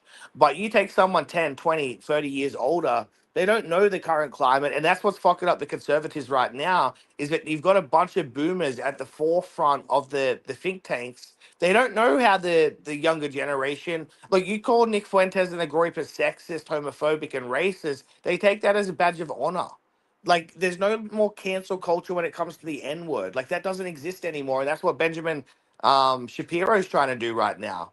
He's trying to appeal to like boomer rhetoric, but like the younger generation just become so desensitized to that, but it doesn't work. They have to pick a different angle. So yeah, It's I like think that this, the needs. Zabinski. Look, it's like this, man. These last 150 years post-industrial revolution, it's been like no other time ever. If this was happening 300 years ago and it's a 70-year-old senator, the 20-year-old guy's got no chance. Because things used to move so slow, it's better just to keep this old guy because he's been running this. We've been all playing the same exact game. Nothing has changed. It's been static. This guy's just more experienced. But the level that we have advanced in technology, like if you were born 30 years before the Industrial Revolution and you was born 30 years after, you're 1,000 years apart, even though it's only 60 years. If you was born 30 years before the internet or 30 years after the internet, you're 1,000 years apart, even though it's only 60 years. If you were born before social media, 30 years and born after 30 years. You guys are not fucking 60 years apart, 30 years apart. You guys are thousands of years apart. You're a whole different planet. So these new voters, these new constituents are a completely different culture, completely different people. And this person who's going to be married and whoever's going to be in political power, they can't be from a different generation. Not right now. They can't. And you see, even in business, I'm studying right now safe agile framework, agile management, Scrum Master. The way these people develop this new management, they're running businesses. This kind of this is how like Silicon Valley runs their businesses. It's completely different. There's no toxicity. They don't care if you're praying 5 times a day. They don't care if you got something wrapped around your head. They don't care if you're gay. They don't care if you're trans. They're really found a way to make this shit work. And it's just a product. That itself is a product of this new time that we live in. And I think it's a beautiful thing, man. I think that we're finding a good middle point between all of us, the blacks, the whites, the different religions, the different outlooks. And I think this is a good step in the right direction. Like, Trump is going to be the end of this era. I think the president after this is going to be the most distinct president election. This is going to be the most important election after Trump. Elections after Trump, presidency and government and politicians after Trump, after Mamdani.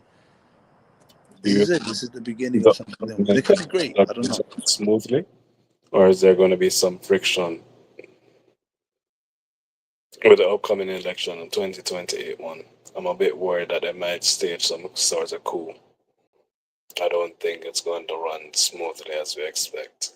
I think he might make a third attempt.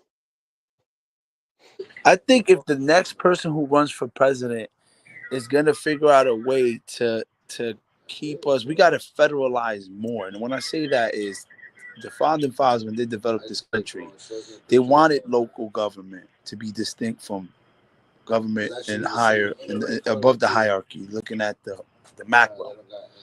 Now we've kind of lost that. And we've lost it when they needed it in 1776. Because Boston was different than Georgia in 1776. That's why local governments, governors, senators, they're different. They know their little culture, their own little myopic world. But now, bro, with the internet, people are making new culture, cyber culture. X is the cyber culture. Twitter is the cyber culture. Instagram is his own culture, his own people, his own beliefs. They share their own memes, their own leaders. So we got to find a way to make this work. We got to find a hybrid, a middle ground. It's not going to be done by somebody born in 1960. So that is not happening anymore. So if they have a plan to bridge that gap, I think it'd be a beautiful thing. I think everybody can get what they want. But that's going to have to do with some type of segregation. People who are likely to live alike and people who are not need to live in different parts, whether it's digitally in a digital way or in a physical way. I'm not sure yet. Somebody smarter than me has to come up with that. We have about 300 live listeners, guys. If you want to jump on up, feel free. I'll run this space for maybe another half an hour unless we get some more people on the panel. Where you at, Urban? You still in Florida? I'm in Florida. I'm chilling with my brother. He over here, pothead. You gonna go check out Disneyland or Disney World? Bro, Whatever I'm it's called. broke ass nigga who's unemployed. So I'm gonna go to the free parts of the park. I'm gonna go to the free parts of Universal. I'm Oh, gonna really? do a couple cool stuff. Yeah, there's free things you could do there. I like this parks, bro. I be going with my son. Yeah, same. So I'm gonna go see some family. I'm gonna go to the beach. I'm gonna really just chill on a budget. But since I'm unemployed, I could be here for a long time. So that's something you can't even pay for. Some people here and they spend $3,000 in 3-4 days. I don't know if they're gonna be I able to mean, do some of the best things to do are just to like go to the beach. Go to the beach. Like this is like something that's completely free, but I mean, it's one of the best things to do. Yeah, it's just dumb stuff. Like my brother just told me the world's biggest McDonald's is here and it still has a jungle Really? gym and all that stuff here. I'm gonna take my Oh son man, there I to used to play. love those. I used to love those jungle Yo, gyms. me too, bro. They don't Yeah, have them like no more. remember going through like the little tunnel sections and you had all the balls. Like, yeah, man, that Yeah, was yeah, sick. bro. They got a humongous one, so I'm gonna take them over there. We're gonna have some McDonald's. I'll get a double fucking the McDouble. I spend $30, bro, and I'll be chilling, bro. So it's about it's about the fun, and so yeah, I'm enjoying myself here, man. Yeah, that's sick, bro. That's amazing. Oh man, I'm full though. I'm kind of in a food coma. Man, it's so hot here though. Holy shit! Like, You still ain't got no I, power? nah, it's just outside. I went for a walk for like 45 minutes, and I was like, I come home, I'm just like sweating. I jump in the shower. I did That's this, good but though, man. You gotta get them walks in, bro. I've been incorporating walks. My yeah, back is I've been feeling lazy better, the man. past week because I've had this like eye infection for the past week. So I've been trying. I haven't been able to go swimming in the beach. I haven't been able to like really be outside. So I've been kind of just cooped up. Fucking Yo, Davinsky, man, you doing so good financially, man. You really got a lot of financial freedom. I always wanted to have a conversation with you about nootropics and vitamins and extracts. I take a lot of stuff, like I engineered like a whole bunch of supplements I take that make my brain just function on point. really. I think you should start looking into that because money, this and that, you got it. You got the girls, you got it all. You got to try to be your best version, man. And then you be surprised. Yeah, I know. Just taking a small supplement will make you rest better, make you feel better. Another one make your back hurt less more. Other one makes you read The long. problem is it's hard for me to order shit because I don't really have a permanent address, and like I don't know how the addresses work here. But yeah, no, I hear a lot of people these Amazon. days talking about Well, you different know what they got, supplements. bro? They got Amazon. There's a way for you to get Amazon. I'll send it to you in Dominican Republic, where whatever you order will be like $10 more. So I guess try to buy like two of each, so that way it's worth it. Don't buy something that's $5 and Well, pay $10. send Buy me five of on them. Twitter. Send me like what I should buy and say how much every day I should take. I got you. I'll send you. I'm gonna write it down on my notebook, and then I'll Yeah, screenshot that for because you. I have been wanting to do that. I took some multivitamins a week ago. I got those gummies, but Nah, bro. You know what I take? I take freaking beef organs, because it's better than multivitamins. Multivitamins is a fucking well, you eat Frankenstein's like version. raw meat, like raw organs. It's a little capsule, and in it has like the extract of like organs, like liver and kidneys. This should Okay. make your hair look better, your hair blacker, hair grow back, makes you Yeah, younger, send me that shit. I all will that start shit. taking it. Yeah, Bro, send I'm me that. 36. Like I don't got a single gray hair. I don't got nothing. I'm not bald. I'm not nothing, man. Yeah, I'm telling you. send me that. Send me that. Yeah, I got you. I got you, bro. Yeah. Yeah, you gotta hack, bro. You gotta get with it because that's a lot of people are into that, bro. You gotta hack your brain and make like you gotta be Yeah. like a farmer and farm your brain. You can't just pick mangoes and see when the season comes. You gotta fucking cultivate your brain, man. Make sure Yeah, you. send me that. I want to try that. I got you. I think you should do it, bro. I think it'll benefit you. You're already a smart dude, high IQ. That shit would make you stocks. Your brain look at stocks differently. You'll be able to work more proficiently, more focused. Like it's only a Yeah. I mean, there's only an upside to this shit. And it's what's gonna Yeah, cost you. yeah. I'm a poor man, bro, and I think I spend like what $500, and I'll be good for like 6 months. Okay, Some yeah. shit, and then Yeah, fucking send me the like benefits everything is you crazy. take. Send me everything you take and like how much to take every day. I got you, but now I'm doing different shit, bro. No, I've been doing meditation, man. I've been Yeah. incorporating meditation. Yeah, bro, just turn off your brain. Turn off no social media, none. Just close your eyes, man, and think about your problems. When you have your eyes open, that whole mechanism takes 30% of your brain input, processing power. When you Hmm. in a quiet room, you close your eyes, you increase your brain capacity by 30%. Bro, I think about shit real quick. I just close my eyes 15 minutes. I'm like, okay.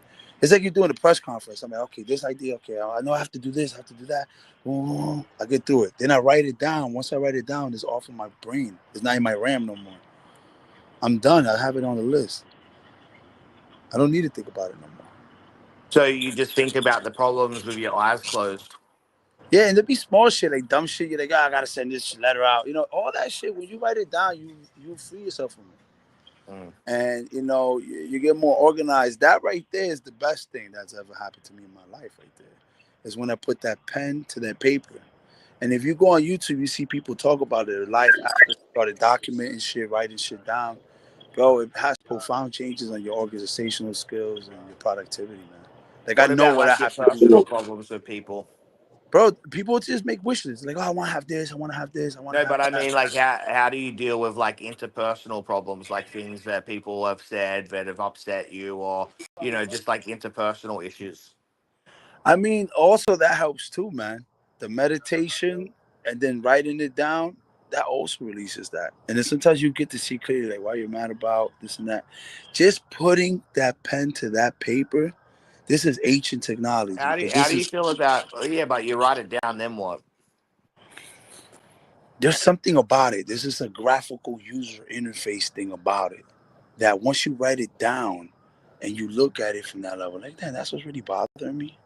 And then you start to think, you can mind map. That's another thing. So the writing it down is one level, then you can mind map things like, I got this problem, this came from that problem.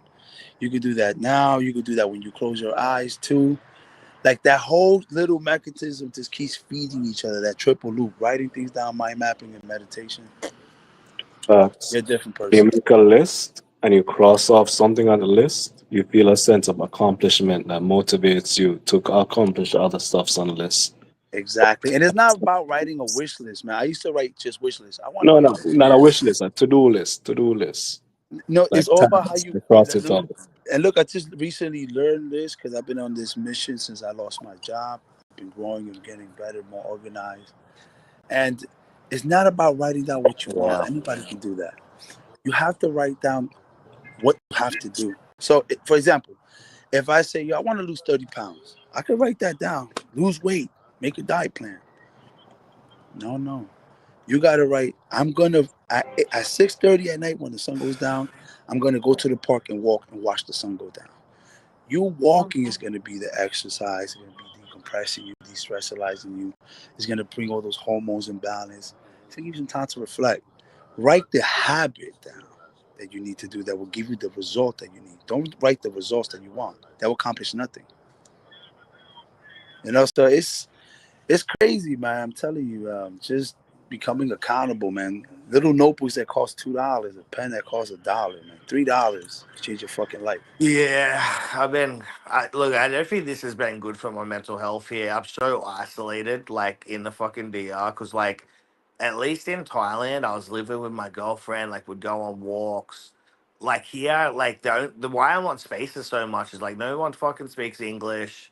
So it's like Where you it's got to go more touristy places too, man. I tell you, there's a lot of shit in DR. I made a lot of connections when I was out there, man. You got to go to the capital, man. I'm telling you, that place is. A lot of people speak English, man. You meet a lot of friends over there. yeah, I'm not very social though either. Bro, the colonial zone, that's just like fucking Barcelona, bro. It's like a bunch of little streets, You this know, and the, that, the and it's problem just I a have with state. people is I just feel like people are like just naturally fake. Like they put on a facade, and I don't know, especially like small talk. I really hate small talk. It's really like formal. It's really like I don't know. That's why I like Very Twitter global Spaces, stuff, honestly. bro. Relax. It's Say not what? that serious. Here in the Caribbean, they're more chill, man. Be free. Yeah, the Caribbean small talk's different, man. People like be caring about you. They're like, Yeah, hey, nothing is going on. It's like exciting. they're different over there. Yeah, it's probably some projection because I don't really care about people. I care about people that I like, but like I don't care about people. Like that's the thing. Like obviously I don't want to harm people, but I just don't like. You know, I don't know. I feel like everyone. I guess because I extract from others, and it's always like a win-win like situation with me. So I project that on other people, but I feel like people project that onto me too. It's like, what can I take from him? Especially being white. Like people tell me, "Oh, I got money problems." Like I don't give a fuck. Like sort your shit out. Like that's what I'm thinking. Is like, like Yeah, that basically, like they'll be begging for money in a wave. It's like not explicit. Like they're just like telling me about their personal problems and it's about money. I'm like, okay, cool. yeah, that's why, bro. That's why. You got to go to a white country, man. Go to Argentina. Go to. You know what you should do? I think you should maybe go to the south of Brazil, like Sao Paulo.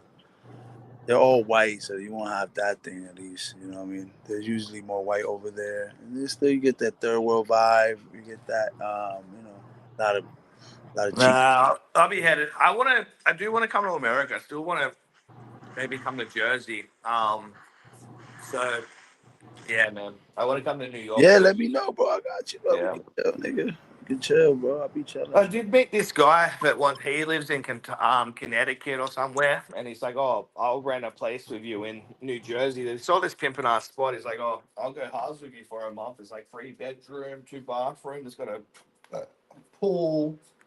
You know, Who? it's in my budget because we're gonna go halves. So yeah, I will get there eventually. I had a terrible week with the stock market though. I'm down like 30K. I like it's paper loss though, so I haven't like lost money, but it was just like kind of. I was expecting to make like 50K. I lost 30K this week, like paper Nah, loss. you didn't lose none, man. That shit. Yeah. I mean, it's going to bounce back, but it's the whole Trump shit with the tariffs and the fucking government shutdown and the market's in extreme fear. Like if you look at the fear greed index, the market's in extreme fear right now. First time this year. Well, Davisky, you have multiple streams of income. So you have, I don't want to put your business out there, but you have different forms of income. So if the market's down, you know it's going to come back up. Just don't get hesitant. Leave it where it's at. Wait for it to come back up. And just do what you got to do. Yeah. Yeah. No. Yeah. I gotta get Yeah, it'll come back up. And then I gotta get before I come to America. Though I need to go to the dentist. I gotta probably get a couple tooth pulled and crowns and shit. So I was hoping I could do that with this post earnings. But I mean, I'm sweet. It's gonna bounce back, and then I'll be in America soon. I need to find an American girl to marry. That's what I decided. I'm coming for the American dream, man. I do want to, bro. Ideally, I'd like to live in America, maybe 3 months of the year, Australia 3 months of the year, Thailand 3 months of the year. That would be the life. Yeah, I'm trying to do that, man. I mean, hopefully I land a remote position. And I'm here in Florida. Talk to my brother. He's going to have a room for me ready. I can stay here in Florida. I can stay in my apartment that's very cheap, rent controlled in Newark, New Jersey. And I might just get something in DR. Because, I have a different experience than a tourist over there. I got people. I could just go to a river and make a fire and cook something with poor people and just be chilling. I got work. So, I would like that because I like that way of life, that simple way of life from over there. I would like to experience that throughout the year. So, hopefully I Yeah, want to it'd be be... the perfect contrast. Get something in the country, and Man, then like you go from the big city to the country. Like that's amazing. exactly. And I'm going to position myself is going to be in the center of the country where I could just take a highway, be in the capital, be in Santiago in an hour.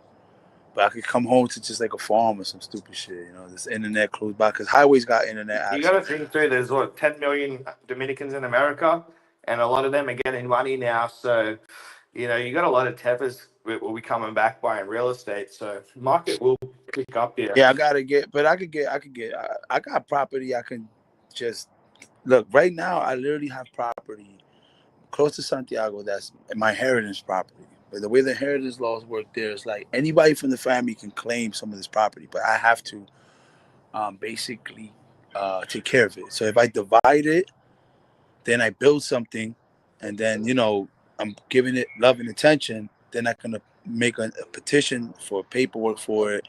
I'm saying, listen, I'm a descendant of this guy, Jose Manuel, whatever, and then eventually I can get like a title for it. So I can even Yeah, go. I got a question for you guys.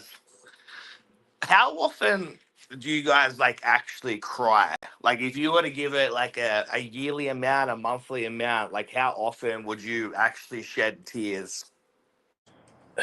Shit, man, you talk to a nigga with 2 baby mamas, bro. So my shit is up there.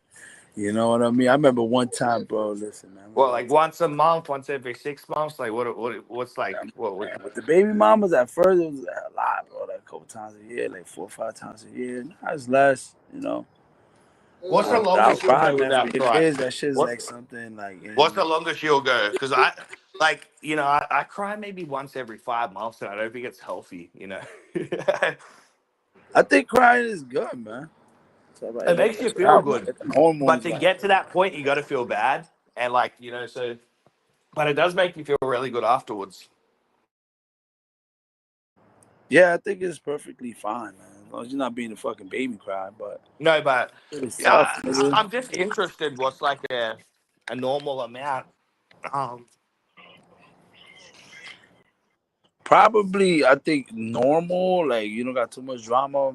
Maybe like once or twice. For a man, never. But maybe like once or twice a year. But if you yeah, that's got what some I'm shit thinking. going on, it could I be. don't know. That seems like low though. I think that's like low because that's what I do, but that feels low. I think like normal would probably be more like once a month, dude. Maybe let me chat GPT that. How Yeah, you're often breaking up a little bit too, Davinsky. a year? Can you hear me now? I can I can hear you, but you sound like a robot. Oh, really? Yeah. Oh, hang on. I think that's Jelani, maybe. No, Jelani's on mute. Do I still sound like a robot? No, Yeah. I hear you pretty good. Maybe this is my phone. Shit What about is to that? die. I That's think that's you, Urban. you, Urban. Let me get off my other phone. This is about that. Maybe this is my phone down. Hold on. Let me get out. Be right back. Yeah, bro, we're not normal. American Psychological Association, men cry 6 to 17 times a year. So at least 6 times a year is like the minimum range. German society, so German 6 to 9 times. So you really should be crying at least once every 2 months. The average adult cries about 6 to 15 times. Average adult male cries 16. And then for women, it's 30 to 64 times a year in America, 30 to 50 times a year in Germany. So they're crying, you know, about 3 times a month. The average guy's crying, yeah, 6 to 17 times a year in America. That's a lot. So you should be crying, I guess, like once a month to be like in the average range. Well, like I watch a lot of movies and a lot of TV shows and stuff. So, um, I'm easily moved uh, by good, good good dramas and stuff. So what are you like once a month? Uh, yeah, I would say. I mean, like, yeah, like I said, yeah, like you're like watching a show or something, and have a good scene in it, and it kind of tugs. Yeah, you get me. So yeah, probably say about. I probably Yeah, I think I'm gonna force myself to cry like once a month because not crying for long periods of time doesn't usually harm you by itself. Some people naturally cry very rarely, but if you want to cry and physically and emotionally can't, or you constantly suppress crying, there's can be effects. Emotional suppression: if someone feels the urge to cry but forces it down over time, it can lead to difficulty expressing emotions, emotional numbness or shutting down, increased anxiety, irritability. Research shows chronic emotional suppression is linked to higher stress, depression, and lower well-being. Stress buildup: crying is a way for the body to release emotional stress. Not crying doesn't trap toxins, but it can remove a natural stress relief outlet. People who suppress tears often report tension, headaches, muscle tightness, worse sleep, faster emotional burnout, reduced social support. Crying can signal vulnerability and can help people connect. If someone never cries, others may think they don't need support, blah, blah, blah.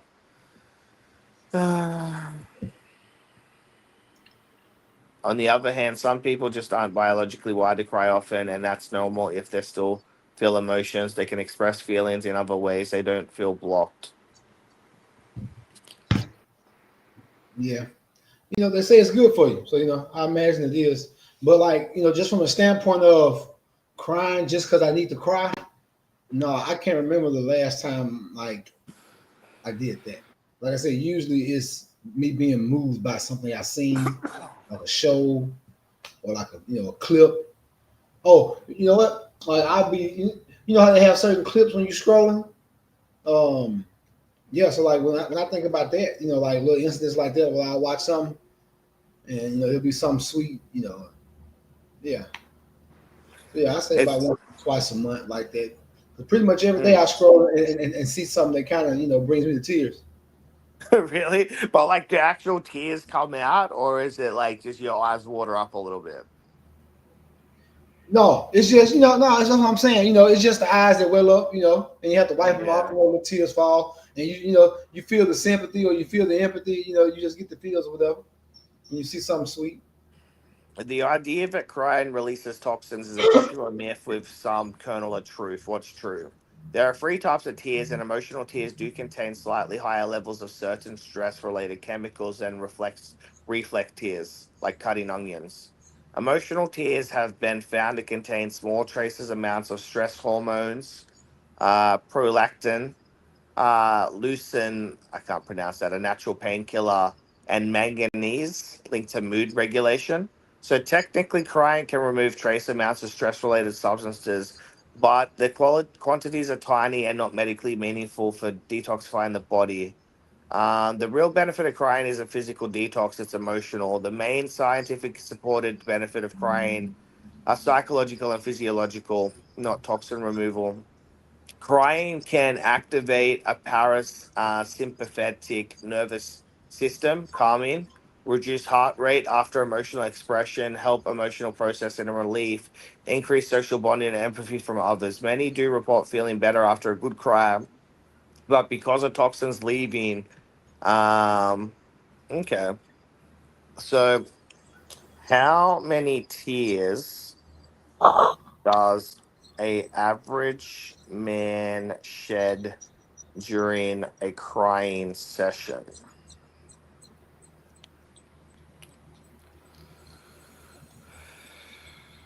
1 to 2 tears is my mild tearing up. Typical sessions.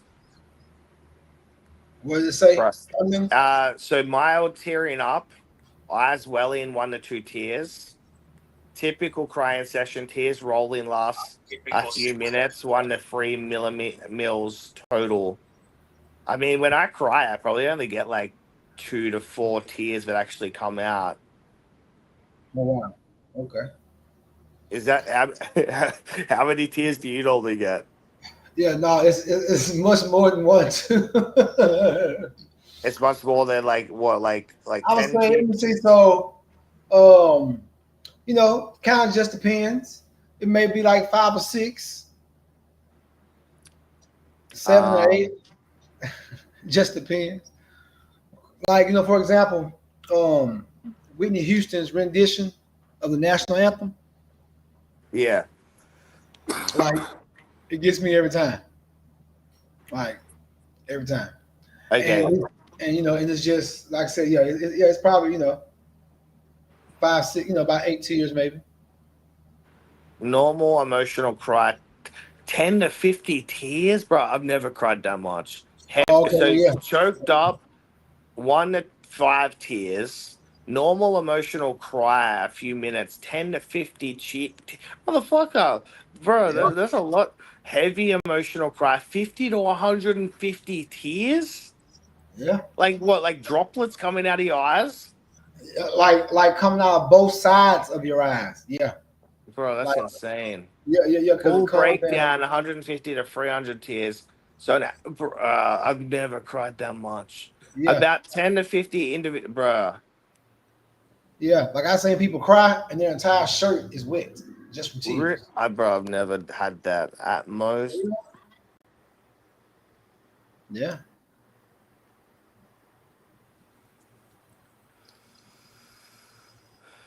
My man said 1 or 2 tears. So, like, what's the most pain you ever been in your life? like emotional pain. Yeah, like at Mm, a funeral or something. Like a family member passed away or something. Probably when my dog died, actually, when I was a kid. But then my nan died about 5 years ago. I was really close to her. I cried over her for about a year, like at least like once a week, once every 2 weeks. Like I'd wake up and you ever had a dream where you wake up, bro, and your like eyes are just bawling and you're crying in your sleep and you wake up and you just start crying. Yeah. So that happened to me quite a few times. So Oh, yeah, okay. I guess like yeah, that would probably be more like 10 to 15 tears. But when I try to force myself to cry, maybe I can get like 2 to 3 tears. I don't know. It's How do you force yourself? Like, do you if I listen to like sad ass Yeah, songs, like yeah. like when you feeling like real built up, but you like so occasionally I feel really built up, and then I'll listen to like really sad songs, but I hate it if I can't cry. So that's why I don't try to do it because otherwise I just feel even shitter. But I just listen to like 10, 20 minutes of really depressing music, and then if I don't cry, it makes me feel terrible. But if I do cry after that, like I feel good. Right. But you know what I mean? Like, Yo, my so brother's a bitch, nigga. That nigga, I was just talking to him about it. I'm like, yo, nigga, how many times you cry, Sam? He was like, I don't know, man, like 5 times a year. I'm like, what the fuck? He's like, y'all be watching some sad shit with my wife. Yeah. no, that's He's watching normal. Lifetime and shit. Yeah. That's normal, Urban. Like That the shit will make average, you. I don't. What time I cried because of boy? I forgot what the hell it was like that. You know what made me cry? Yo, what's the name of that fucking what? the the average Nacho American, Libre? the average American male cries between 6 and 17 times a year, Oh goddamn, man! I'm super macho. and women cry 30 to 64 times a year. Yeah. Yeah, they do. In a Yeah. week, my wife cries 6 times a day. God. But They that's cry. why I think that Divorces women made me are more than that. honestly, the whole idea that women don't know, like, I don't think that women are less, like, I think women are more emotionally stable, honestly, because they're They more are. expressive. Like, this idea that, like, women are, like, Well, emotional, they can't well, control their emotions, they're just, like, more in touch with their emotions. well, you know what? I That's what wouldn't makes say you not control stable. it. I would say they have more emotional strength. I wouldn't say they're more emotionally stable. I But think they're more emotionally stable because they know how to, like, work. Like, women, like, I don't know, like, the women I've dated, they just seem to be, like, I don't know. They talk about shit. They like everything they talk about. what's your Like they don't definition of stable though? Like how are you defining I'm gonna say stable? that. like able to express themselves, like show vulnerability, like stuff like that. Like they're more. No, they're never able to say they're wrong and they made a mistake. It depends. Some I don't they know. able to I talk don't Yeah, know about if I being would. my latest ex was like that. Like even if she was wrong in a situation, she would like never concede on my point, you know? Right. That she was really good at like twisting shit to make me seem like look, bro. That's how they I all kind are, of am bro. like I Oh, kind of oh am yeah, they all can twist shit. Like I'm talking about, they can take any words you say and just completely give it a completely new meaning. yeah. Bro, you gotta Yeah. talk to them. Like with my wife, I tell her, I'm like, babe, listen. When I communicate to you, right? You can't take it as an attack because this is what goes on. I say something and I They have can't help clean it. intentions, right? I have clean intentions. You take it as an attack. Therefore, you think I'm attacking you. Then you attack me. But you're perceiving it as you're defending yourself. But really, you're the one who's initiating the attack because I never had that intention. The only person with the intention to attack you was yourself because you misinterpreted what I said. You overreacted. You got emotional, and you looked for the wrong way of how to take that. You need to stop listening to that bad side of your brain, that whisper from Satan, that's making you have bad faith in what I say. And that calms her down a lot, but I gotta tell her that shit every day, bro. And I remember my brother has been married to his wife, like he's high school sweetheart. My other brother, same shit. And one day, I'm newly married. I'm like, I've always been single guy, playboy. I'm telling them about this shit. Like, oh, she never says she wrong. They both start laughing at me. Motherfucker, I've been with this chick 20 years and she's never been wrong, motherfucker. So it's the Yeah. way they are, man. You gotta kind of concede to the whole shit of it. If they shut up and be quiet, they're safe. But the ex that I dated before my last one, she was far more. I don't know. Maybe because she was older than me. There's pros and cons to dating younger and older, and that's what I noticed. Because my last ex, she was what 5 years older than me, and then the girl I dated recently, she was about 9 years younger than me. And there's pros and cons because like the older woman, I was babied in a sense, I kind of liked it. It made me feel young. She still looked really good for her age. I broke up with her when she was 39, and I hope she finds someone because, like, yeah, man, like I really do. Like, she was a great Older woman. chicks, man. Listen, my daughter's mom is way older than me, but she's like 46 right now. I'm 30. She's like 11 years older than me. When I was with her, they do know how to take care of you. They know how to please you. They learn a lot of lessons, but they also have a lot of baggage, man. Like, I used to fucking pay for shit that I never did to her. She's like, "Oh, where you going? Why you with her because of that bitch?" And I'm just like, "Nah, what the fuck? I never even cheated on you. Why Mm. the fuck am I paying for trust issues I didn't cause?" Yeah, A yeah. lot of that. Then But like a lot now, of now I'm married to a 23-year-old. She's 25 now. First kid, first everything, first relationship, first marriage. She's young, she's beautiful, she's smart. But it's still a lot of shit I got. It's a learning curve, man. Just so much shit. I'm just like, oh my God, Kim, I gotta waste my time. But I got to do it in order to guide her and lead her to the right way. It's like dealing with a baby, you know? Yeah, it's something that I think that, like, that's what I hate about the Groupers. We were talking about the Groupers earlier. Like, Nick Fuentes, he comes off as super immature, and I listen to, like, I don't watch his full interviews, but I see the clips. They're unavoidable on X. He's talking to Alex Jones, and Alex Jones is like, "Oh, when are you gonna get married? You women," and he's like, "Women, they're great," and he looks real uncomfortable because he's homosexual, and he's like, "Oh, women can do great things for you." And then Nick kind of does like, "Yeah, yeah," like some like hinting towards perversion. And then it's like, no, no, no. Like, I mean, like, women are great people. They in some sense, their femininity brings out your masculinity. It's like yin and yang. And it was like a father talking to a child, like a son, because Nick's whole thing is like hating women. Like, he says, "Oh, I don't want to hear my woman talk. I want a woman that doesn't speak English and stuff." And I think that there's a lot of rhetoric like that with the red pill, where it's like they view women as an object, as an extension of their wealth. Like Andrew Tate's like that. When he gets like, this blonde girl on his arm in her early 20s, it's like having a new Rolex, but there's no emotional connection. And I think that advice from the red pill is extremely damaging because, like, your woman should be your priority. She should be like the love of your life. She should be like someone you will die for. But, like, how they view women in the red pill is like basically they're robots. They're like, they don't have a soul. They're like just like something to status boost yourself. And my nan said this. She Right. said eventually, like, you have to get out of bed. Like, eventually you're gonna get tired of fucking, and you have to have something to talk about. You have to have common interests. So that's what I think is really damaging about the red pill is that they look at relationships from such a superficial level. It's Hey, both sides, speaking though. of that, hey, check this video out. Speaking of that, Davinsky, here's Nick. They're always coming up with, no, it's not the Jews. No, it's not women. No, it's not blacks. It's actually really complicated. No, it fucking isn't at all. Jews are running society. Women need to shut the fuck up. Blacks need to be imprisoned for the most part.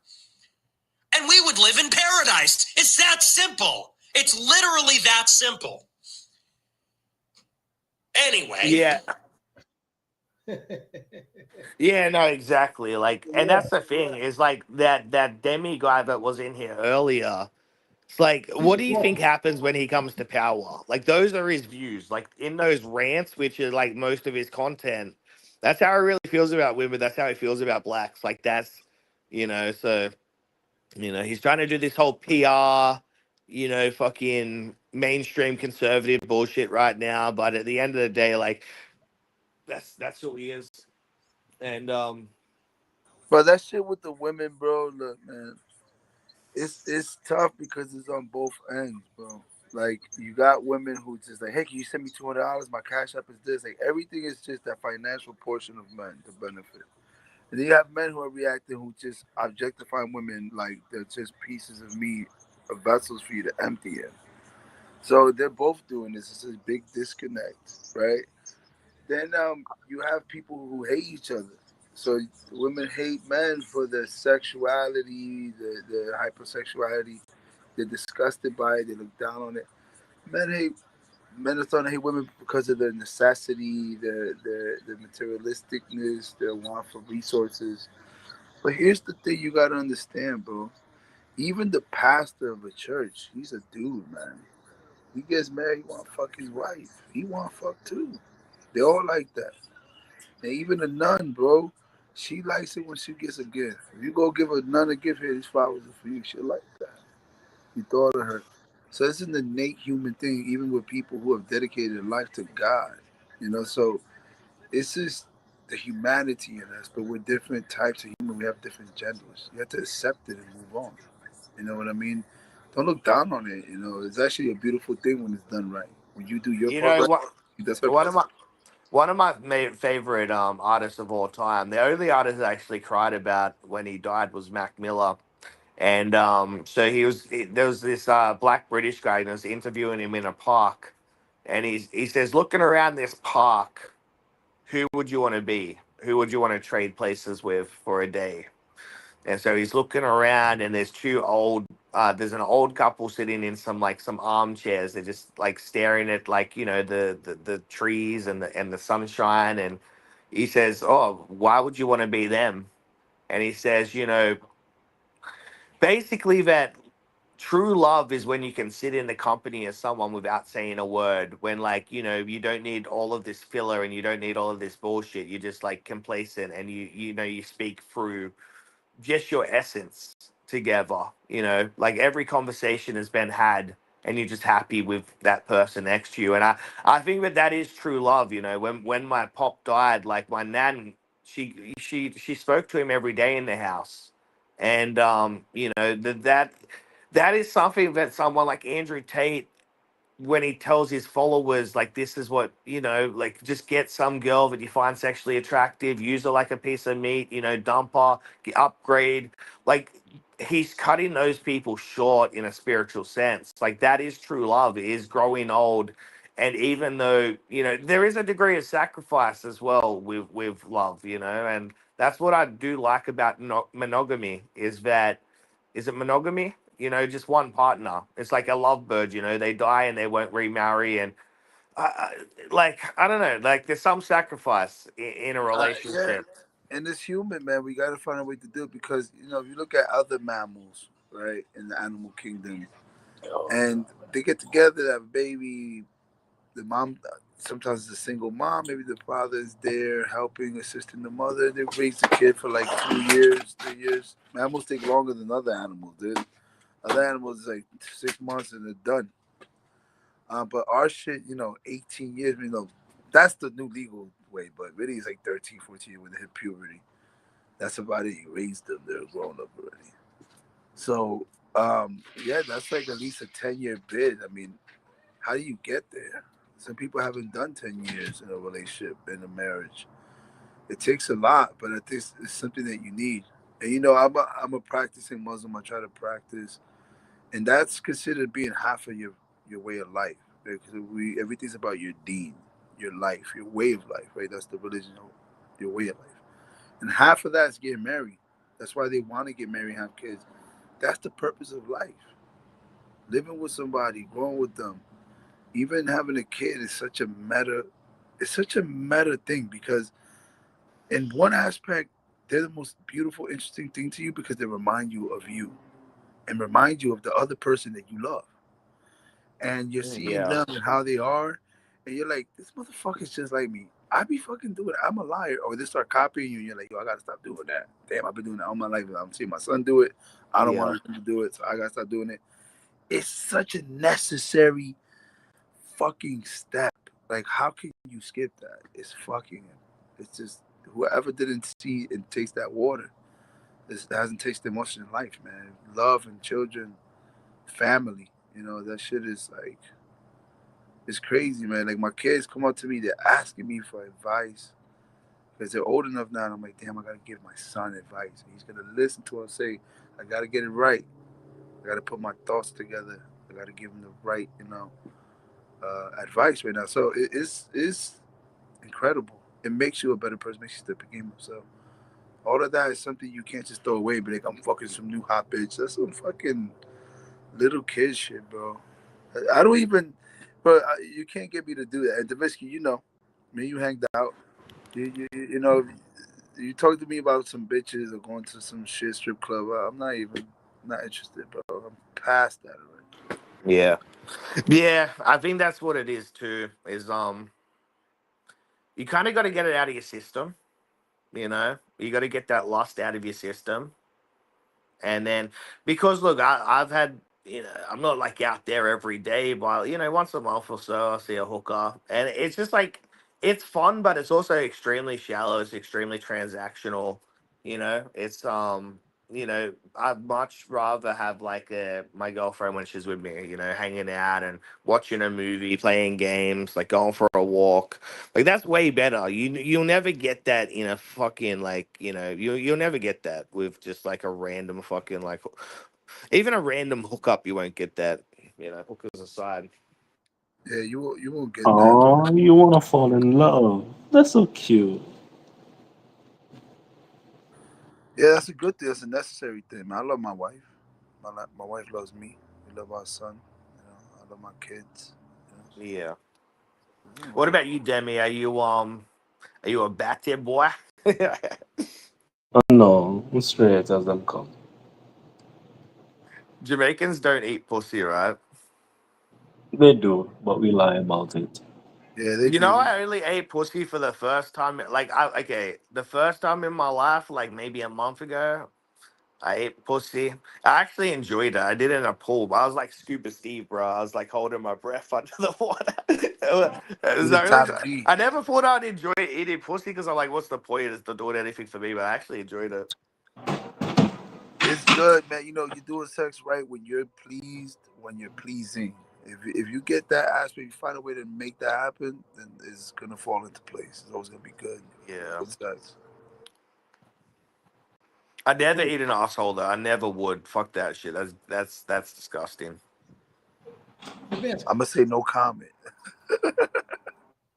Did I just hear you say you just recently um gave cunnilingus for the first time? Yeah.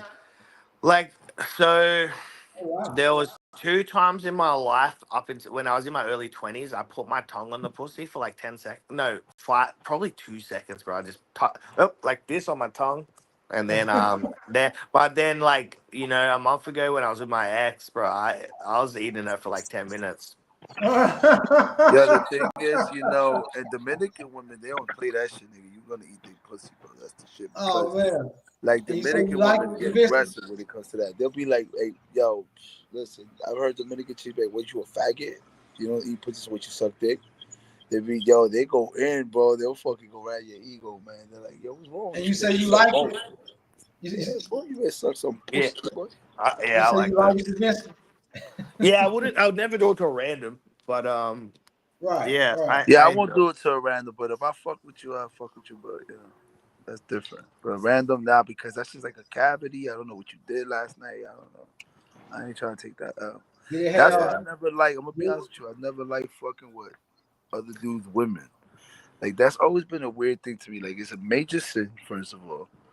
And then like think about it, like when I Nah, that's see the dudes. best, bro. As No, long no, look, I would never do hold it on, to a wait. Hit friend. my trade. Wait, trust me. I know what you said. That's the precision everybody got. The hip hop, most modern precision. Not fuck your bitch. I understand. I understand all that. Here's my point of view, though. First of all, you're envying me because you want what I have, right? That's whack. Two, I just fucked this bitch, smacked the shit out of her, pissed on her, came inside of her, all this shit. And now you're gonna come and lick that shit up after me, and you think you're laughing at me, nigga? I'm laughing at you. You didn't even fuck her right. I know how to fuck her right. I was on that Hey, pussy first as before a you man, sucking up my shit. You're gay. if you love her and another man fuck her, that guy hurt. Yeah, but I'm saying there's some this that does hurt, but there's two sides to that too. You weird too in a way. You weird in a way. it just So I'll never depends on do what that. kind of I mean, yeah, like if you got that kind of connection to her, to where like it's your old lady and somebody hit, yeah, it's gonna hurt. But if it's just somebody who you smashing, You just Yeah, but either way, I still look at it. It's gonna hurt though, for sure. But that's still nah, kind of whack though. nah, I'd rather nah. get, You get I'd rather flashed. get some other bitch that look like your bitch, but better, nigga. That's always been to me. That's how you really shit on somebody. I'm They be saying like, though, bro, I I'm wouldn't saying even though, fuck a like if bitch y'all just, after.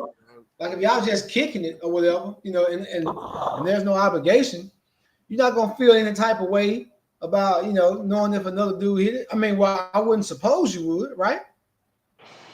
Not really, but I'm just saying for those dudes that be trying to target like the last bitch you fucked with, or they saw that you hit it, so that they can hit it, or they want to hit your ex, because they think Oh, like so they you better talking? than you. Oh, so you It's all talking about that like? whole mentality to me is a coney ass nigga mentality. So you talking about dudes who like know you personally and intentionally going after your old lady because they knew where your Yeah, ex. they think they shitting on you like that. Oh, They okay. think like, Okay. I that's thought why you I were just wouldn't. talking about like Yo, random this dudes. niggas, bro. Listen, I'm telling you, bro. There's bitches that I wanted to fuck, but I found out they fucked a certain dude. I'm like, Right. I ain't fucking you after you fuck that nigga. Yeah. Yeah, Can't. no, like the guys that they've dated previously are kind of like a mark on you as well. If they've dated pieces of shit, then it's like, well, am I a piece of shit too? Exactly. Like, bro, you're not on my level. I won't even fuck a bitch that you have fucked, nigga. I would never. And you can't fuck my bitches. You can't. Let's have a question. Would you rather a girl that has 5 bodies, but you know all 5 of them niggas, or a girl you don't know nothing about her past, but like she got like 50 bodies, I'm going but you 50 never gonna know. bodies. 50 bodies. I mean, to be honest, No. neither. You know? Neither of that. My bitches, nobody else fuck. Nigga. Period. I know that, and Look, I did not find out. And if there's anything I gotta know, let me know early, and let me see how I feel about it. I don't Um, care about that though. Like, but at the I agree with you. I usually just don't want to know. I don't care about that. I'm here at the now. end of the day, if you ask a woman a body count, she's either gonna lie and you won't know, or she's going to tell you the truth and it's gonna piss you off. So, like, I don't think Well, it I mean, matters honestly. hey, lie to me then. Like, at least give me an answer so I can have something to operate on.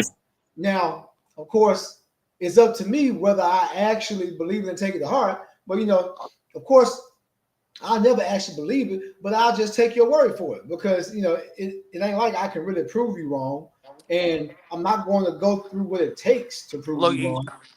just So think about it. A girl's fucking since she's like 16 for the most part. Like most people in the West, they lose their virginity about 16, right? Let's say you get with her at 25. Even if she has like 2 partners a year or sleeps, we're talking like, like let's say 15 to 25, between at least 10 and 20. And that would be kind of like a low estimate, honestly, like 2 bodies a year, 20 bodies by the age 25. Yeah, me, Um, I don't care about that because like even and like then you'll also get girls that go for a whole period, when they're like, 18 to 22, they might be going to the club like twice a month, a body oh yeah, each time. Over a year they can rack up fucking like 26 bodies just in a but the year. risky. I was they it's can rack up like 26 what bodies the, in a couple of months. listen. Yeah. The only thing I would expect is like this. Like this is the only time I usually don't do this, but sometimes if I, like when I got with my son's mom, we're from the same area, right? So the only thing I ever asked her was this: Yo, is there anybody you've been with that would matter? Like you know what I mean? That somebody that's affiliated with me in some way or something like that. And if it is important, let me know and let me see how I feel about it. If it's not like that, then that's okay. I'm not interested. Yeah. And it was not like that because we got different, work groups. She really doesn't. A smart chick really doesn't mess with nobody around her town anyway. They usually go out of town and do a little dirt. You know what I mean? So if it's like that, there's no other zip code, whole other area code. I don't even want to know. But if it's something that could tie back to me, I want to know because I don't want nobody ever surprise me. I could be like, yeah, I know about that. It don't matter. We already spoke about that. And if they keep pursuing it, I'll be, yo, what is it? You still want to fuck her? Like, look, I don't care what you did. I ain't gonna just be mad at you because of that. But if you're gonna be out here trying to talk shit about me or say that you fucked my girl, then you disrespecting me. Now we gonna have to fight because that's something else. You going around talking shit. That's not the same thing as you hit that 3 years ago, and I'm mad at you. you're out here talking shit, laughing about my back, nigga. Ain't nothing to laugh about. You disrespecting my relationship, disrespecting me, right?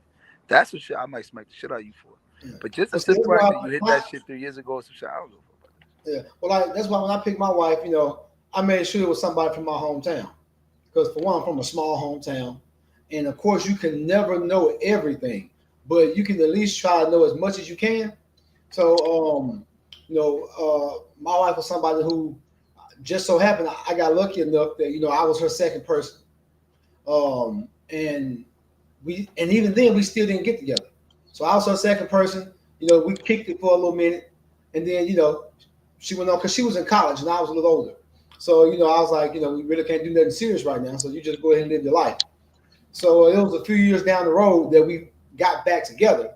But in that time, I made sure, I at least saw or knew, what the battle count was. And then when I did get back with her, I asked her, I'm like, okay, so how much you done added on since then? And so, it wasn't nothing but a couple. So I was like, oh, okay, well, now of course, I don't know that for sure. I cannot, independently verify, but just from knowing her through social media, seeing who she was with, people around town saying, like, it was enough circumstantial evidence for me to have enough faith in what she said her body count was for me to believe it. Now, of course, I would never know because, I know women. And, Yeah, but that to be honest, even that is less important, man, because, like, what's really worse if you think about it logically is that well, I mean, if she's known for cheating, even if she only been with one guy, but she left that guy for you or cheated on that guy, that's a problem. Oh, right, most definitely, That's big, bro. That's way worse than that. But she still don't have a Oh, little. yeah. All right, brother. So that's one thing I'm big on is watching how people treat other people. That's how I Yeah, kind of man, that really how they tells you, treat me. man. So, like, if I see you being shysty with somebody else, even though you're not being shysty with me, I'm making note of that. And I now I have the understanding that you have the capacity to do me that way too. So whatever I see you do to someone else, I know to stay away from that, which was a big reason why most of my life, I really didn't have relationships. It was just friends with benefits or situationships. I probably had maybe before my wife, maybe 5 like obligated girlfriends, like where there was an obligation, maybe 5. All the rest was just situationships. Yeah, come and go. You're cool. Whatever. She was free Right? boy at the club. Yeah. Yeah, exactly. Because body count was something that was pretty big to me, and at that time, of course, I just wasn't ready to settle down. But yeah, when I finally did, feel like okay, yeah, I'm ready. Then yeah, I went back. I went back to my hometown, and found somebody whose family I knew, who I knew something about, who my people knew something about. Because there was, body count is something that was most definitely number at the top. Yeah, Of my, it's important to me. I mean, especially if it's something outrageous or something that is she was so sly. I also judge chicks like how they move. Like I don't want to know, but if you were moving so sloppy, you so didn't care, your morals were so low that it's just out there. Everybody knew you at least fuck teeth, 10 right, niggas from here or that. Then that you just a sloppy bitch. Okay, right, you gotta be fucking with somebody from the other side of Jersey. Go to New York, do 2, 3 dudes. Like you can't fuck more than one dude in one group. Like this is how you move it. I be telling my girl cousins all that. Like always be like, yo, you're gonna move, you gotta move right. If you're gonna be doing your things, gotta be in a certain way. You can't just fuck 10 dudes in the same town. That's crazy. yeah, yeah. That's a completely you're done after that. You burned up. You know what I mean? Yeah, It's over with. It's over with. Jelani, how many you got on Twitch right now? Twitch. Let me see. 1. And on Twitter, you have a 35. I just checked. Yeah, 35. I think I got like a few on YouTube. So we're up about. I got 135 altogether. So we're up Okay. around 200 live listeners. Guys, if you want to grab a mic and join the panel, I'll put the StreamYards link in the comment section. There you go. Bro, what movie made you cry? I was gonna say that earlier because my brother told me about some movie and that shit is mad cheesy. He said it was Yeah. called The Iron Claw. He I said, bro, haven't if you seen it. watch this movie, you're gonna cry. It's about a wrestler. I'm like, what the fuck, bro? He's fucking crazy. But you know what movie actually makes me cry, man? Makes me sad, and it's a movie that I have to watch like once every 2 years. yeah, Iron Claw. Yeah, that It, was about the wrestler. yeah, I never see it, so I'll watch it because I watch it once. But I want to see a movie I always have to watch every 2 years. I love this movie. It made me cry the first time I saw it. It's Malcolm X by Spike Lee. Oh His yeah. story is fucking just. I can't believe he went through all that.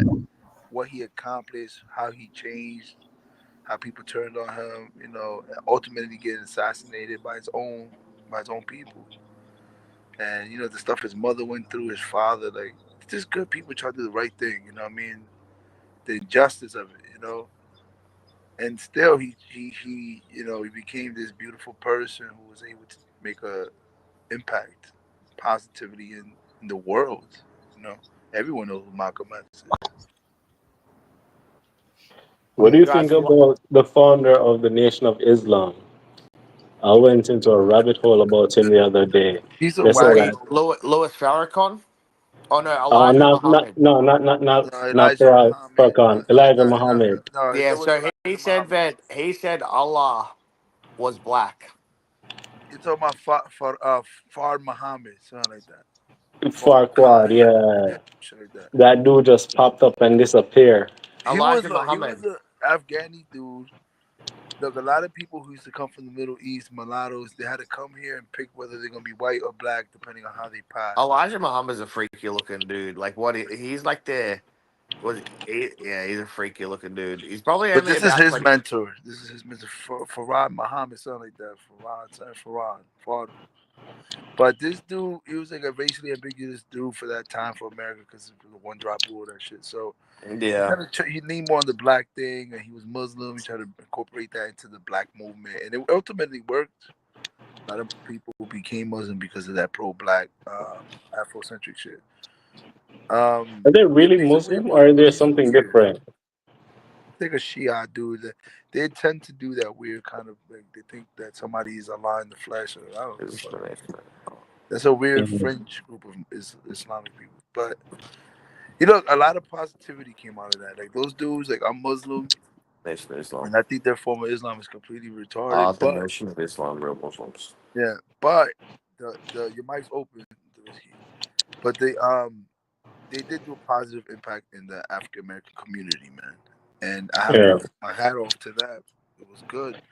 A lot of people who on drugs got cleaned up. They started praying, having a connection with God, helping their community. They're very powerful, and they still are. Like I live in New Jersey, they got a big ass presence over there. They do a lot of Yeah, good shit. religion can be a useful tool. It just like after a while it turned into a sex cult.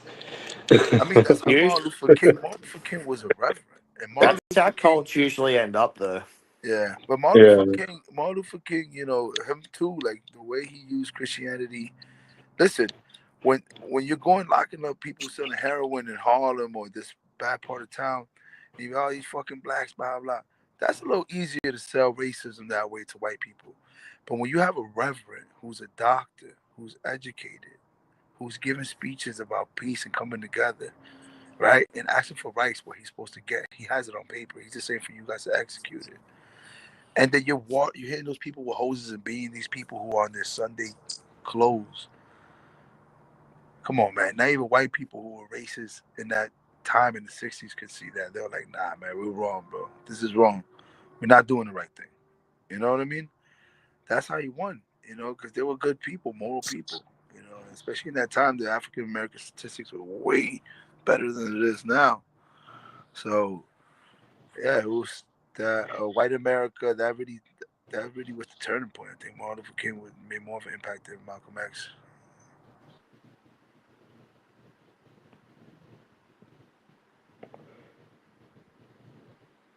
Yeah. He didn't get a holiday until what, 2 years after his death? This guy, Charlie got Never one. celebrate that shit, bro. Because you don't have to. You gotta pick certain ones. Every company I ever worked with, they're like, nigga, you better come in, Martin Luther King. They're like, yo, you can not come in, but we're not gonna pay you. I'm like, God damn. But they do Columbus Day and shit like that, but whatever. Yeah.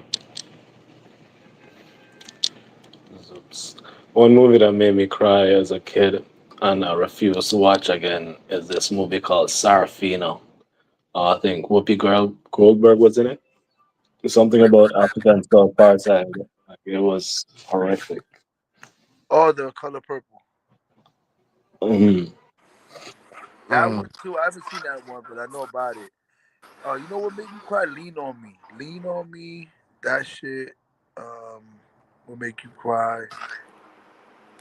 I cried to How to Train Your Dragon. That was the last movie I cried in. I never seen that one. I never It's seen like that. an animation. It's like a kids animation. I don't That know. should make you cry though. Lean on Me make you cry, and then this other one. What's Eating Gilbert Grape? That's a little bit sad. Um, which other one? Well, it doesn't make me cry, but it gets me stirred up. Is Finding Forrest is up there too. It makes me emotional. And then Good Will Hunting. I like that. I relate a lot to that movie.